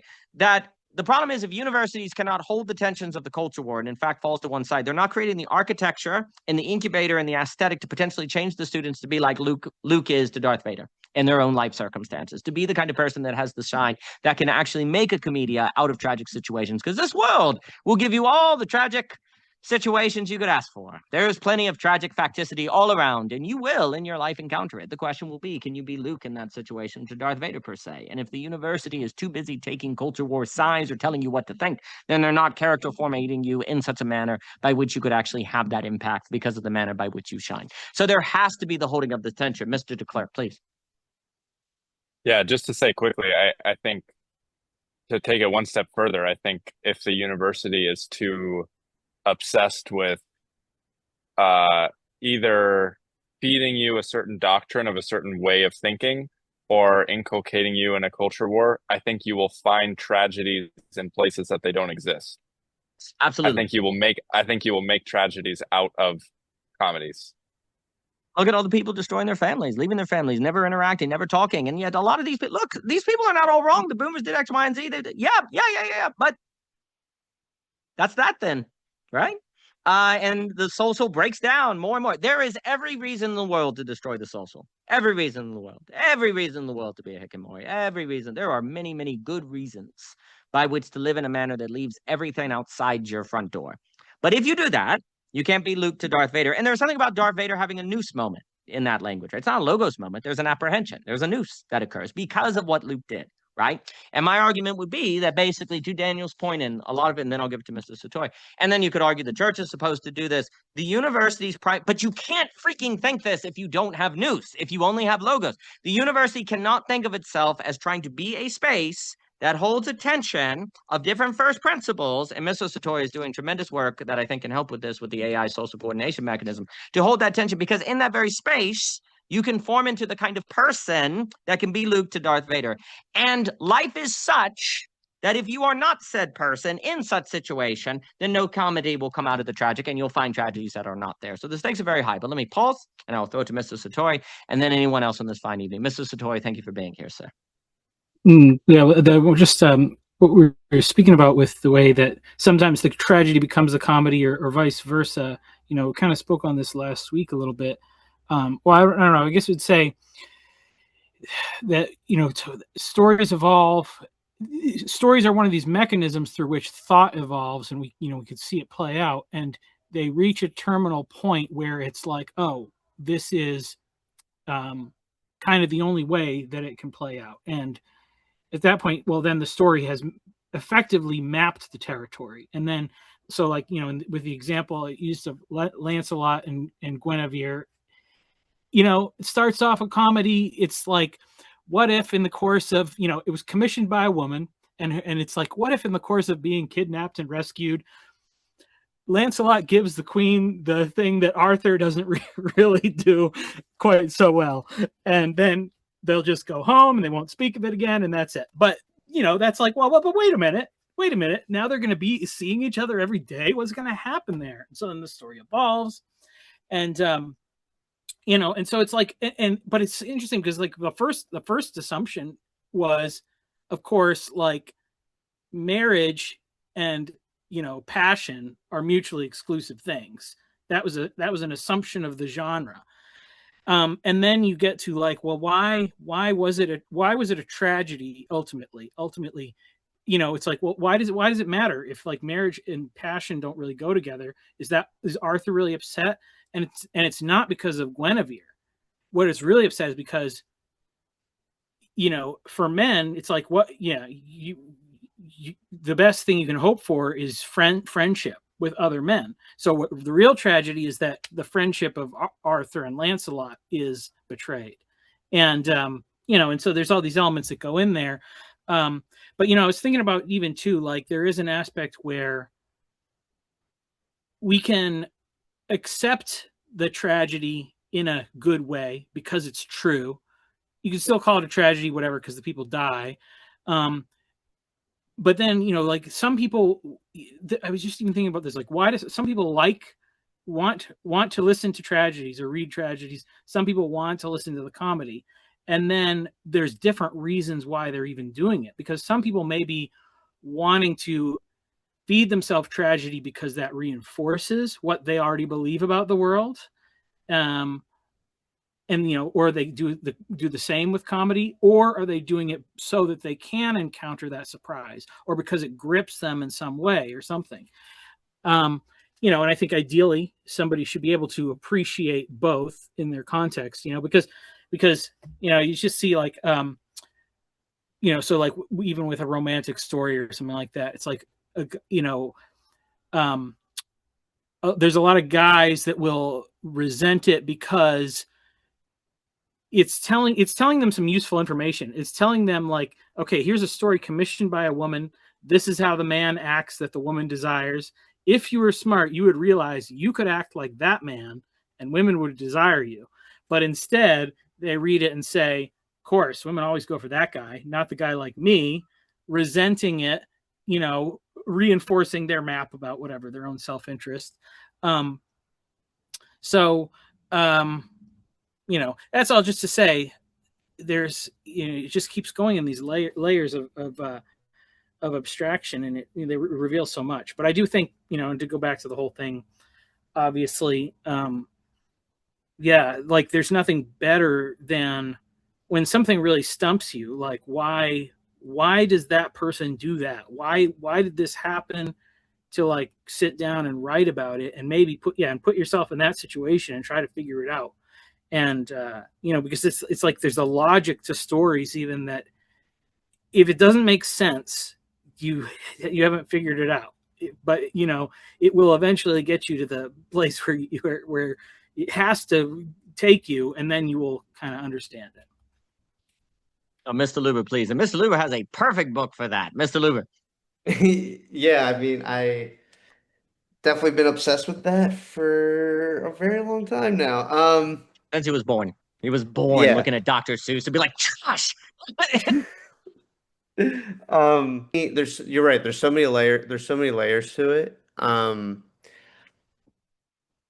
So like, for example, with the Darth Vader at the end, where it's like, it's sad for Luke personally, right? That the way it's and then you see his ghost, and the way that if you look at it from that particular sequence, right, where it's like, okay, just think about the progression of that sequence. That in itself has its own progression. Yes, it has to do with the general arc of the story's progression, but how it satisfies that general arc story's progression is different than how it even satisfies its own progression internally. So like the reason why there's a lot of I would argue that it makes a better scene that it's him looking at the fire sad and then he sees the ghost, because it doesn't bring you straight to happiness. It doesn't bring you straight to some positive word you want to use. It progresses there. So the layers of it, it's like if you're ever going to talk about a sequence on any level, whether that be a scene versus the act versus the whole story versus, let's say, a sequence. I mean, not scene sequence, sorry. Versus like a sequence, like just like the climax sequence, right? Which could come across two scenes, and even within the scenes, within the climax, have their own sequence. So it's so layered in that way, and how they all interrelate to each other is like a game in itself. Forgetting like not just like its internal function, but what they all have in common is that, let's say you want to convey again a positive word.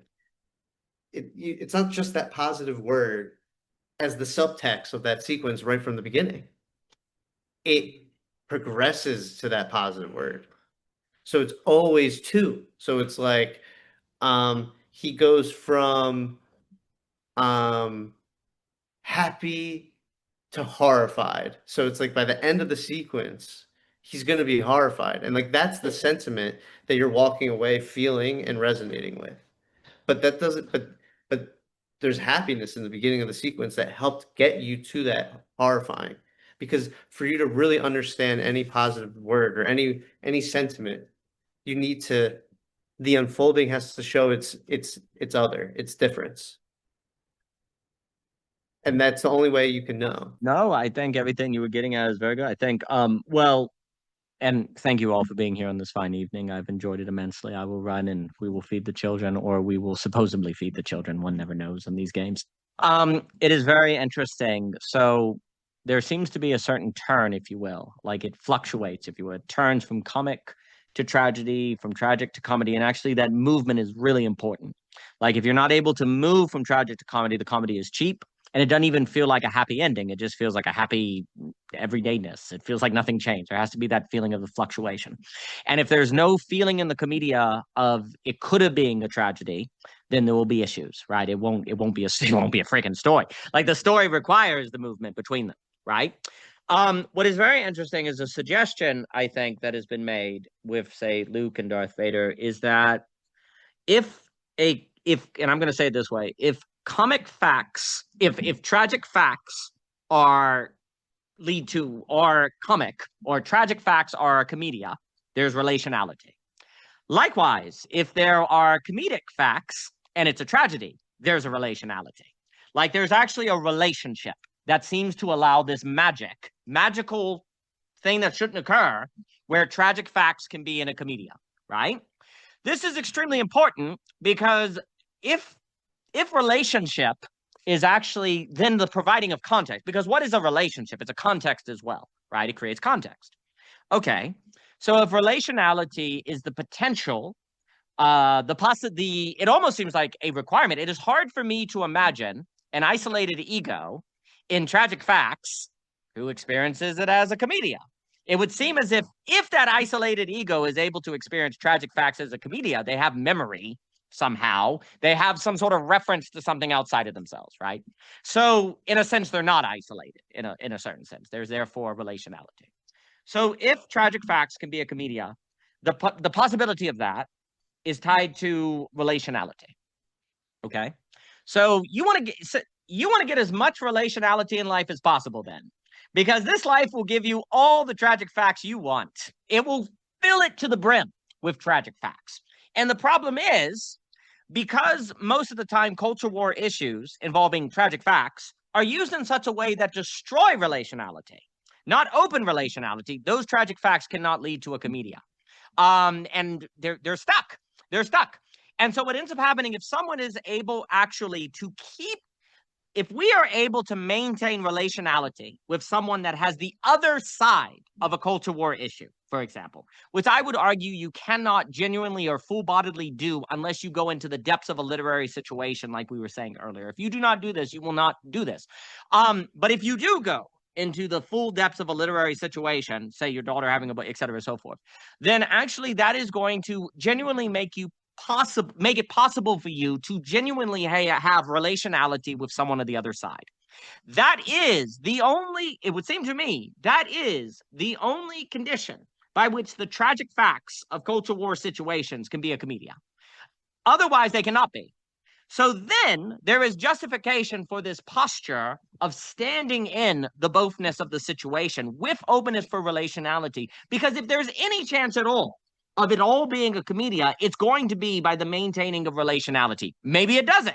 I mean, because that has to be the risk, right? I mean, Luke, it could be the case Luke does everything he does and Darth Vader just like, great, he's done, we win, right? And, screw it, right? So there has to be that possibility. It has to be possible that you standing in the middle of the culture war situation after going through the existential crucible of the literary situation brings about no change at all in people. Because if that wasn't there, then there couldn't be any meaningful, it wouldn't be a comedia. It would just be facticity. And of course, therefore, it's the tragic facts. In order to have that change, there has to be the possibility of it not working. But that's why it's so beautiful if it does. The contingency is the force. The contingency is the force. Star Wars. Okay. So the problem is we are using culture war issues to destroy relationality, which means the tragic facts of the culture war situations cannot lead to a comedia. There's no possibility of it.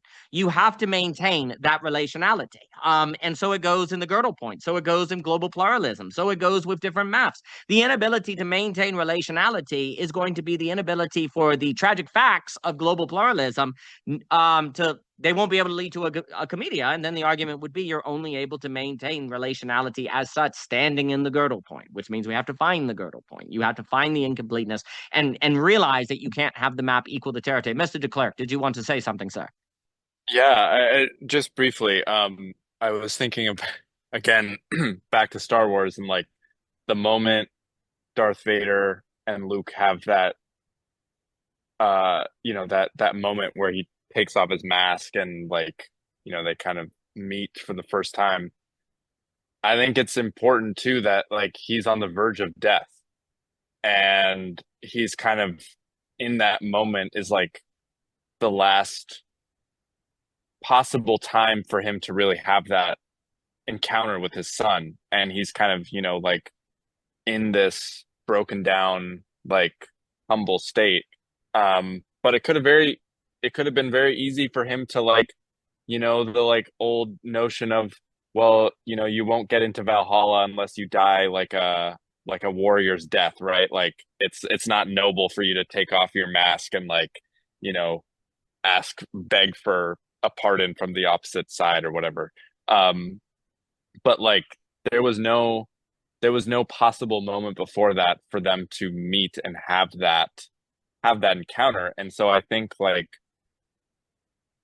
it's almost like the tragedy enabled the comedy to happen. Like Darth Vader had to almost die because otherwise he would have been too powerful.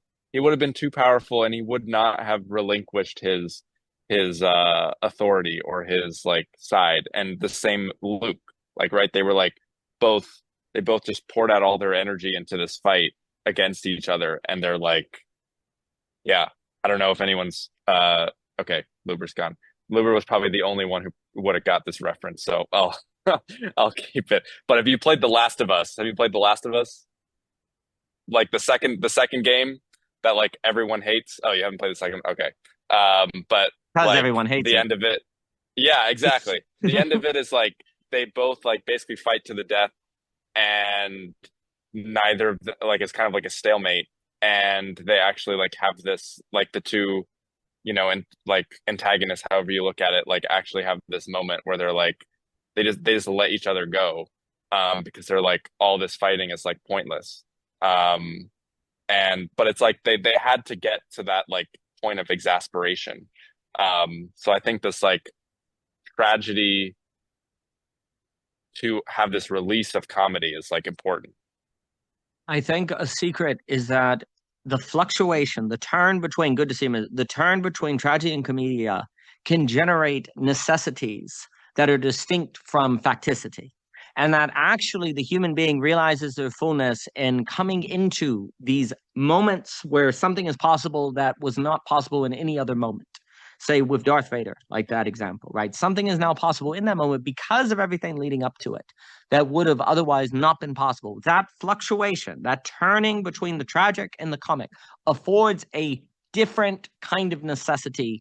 It is a qualitative necessity versus, say, a quantitative necessity. And there is something about the human being that is about finding and realizing in your own life those moments of necessity that open up horizons of possibility that are not possible otherwise. But here's the key.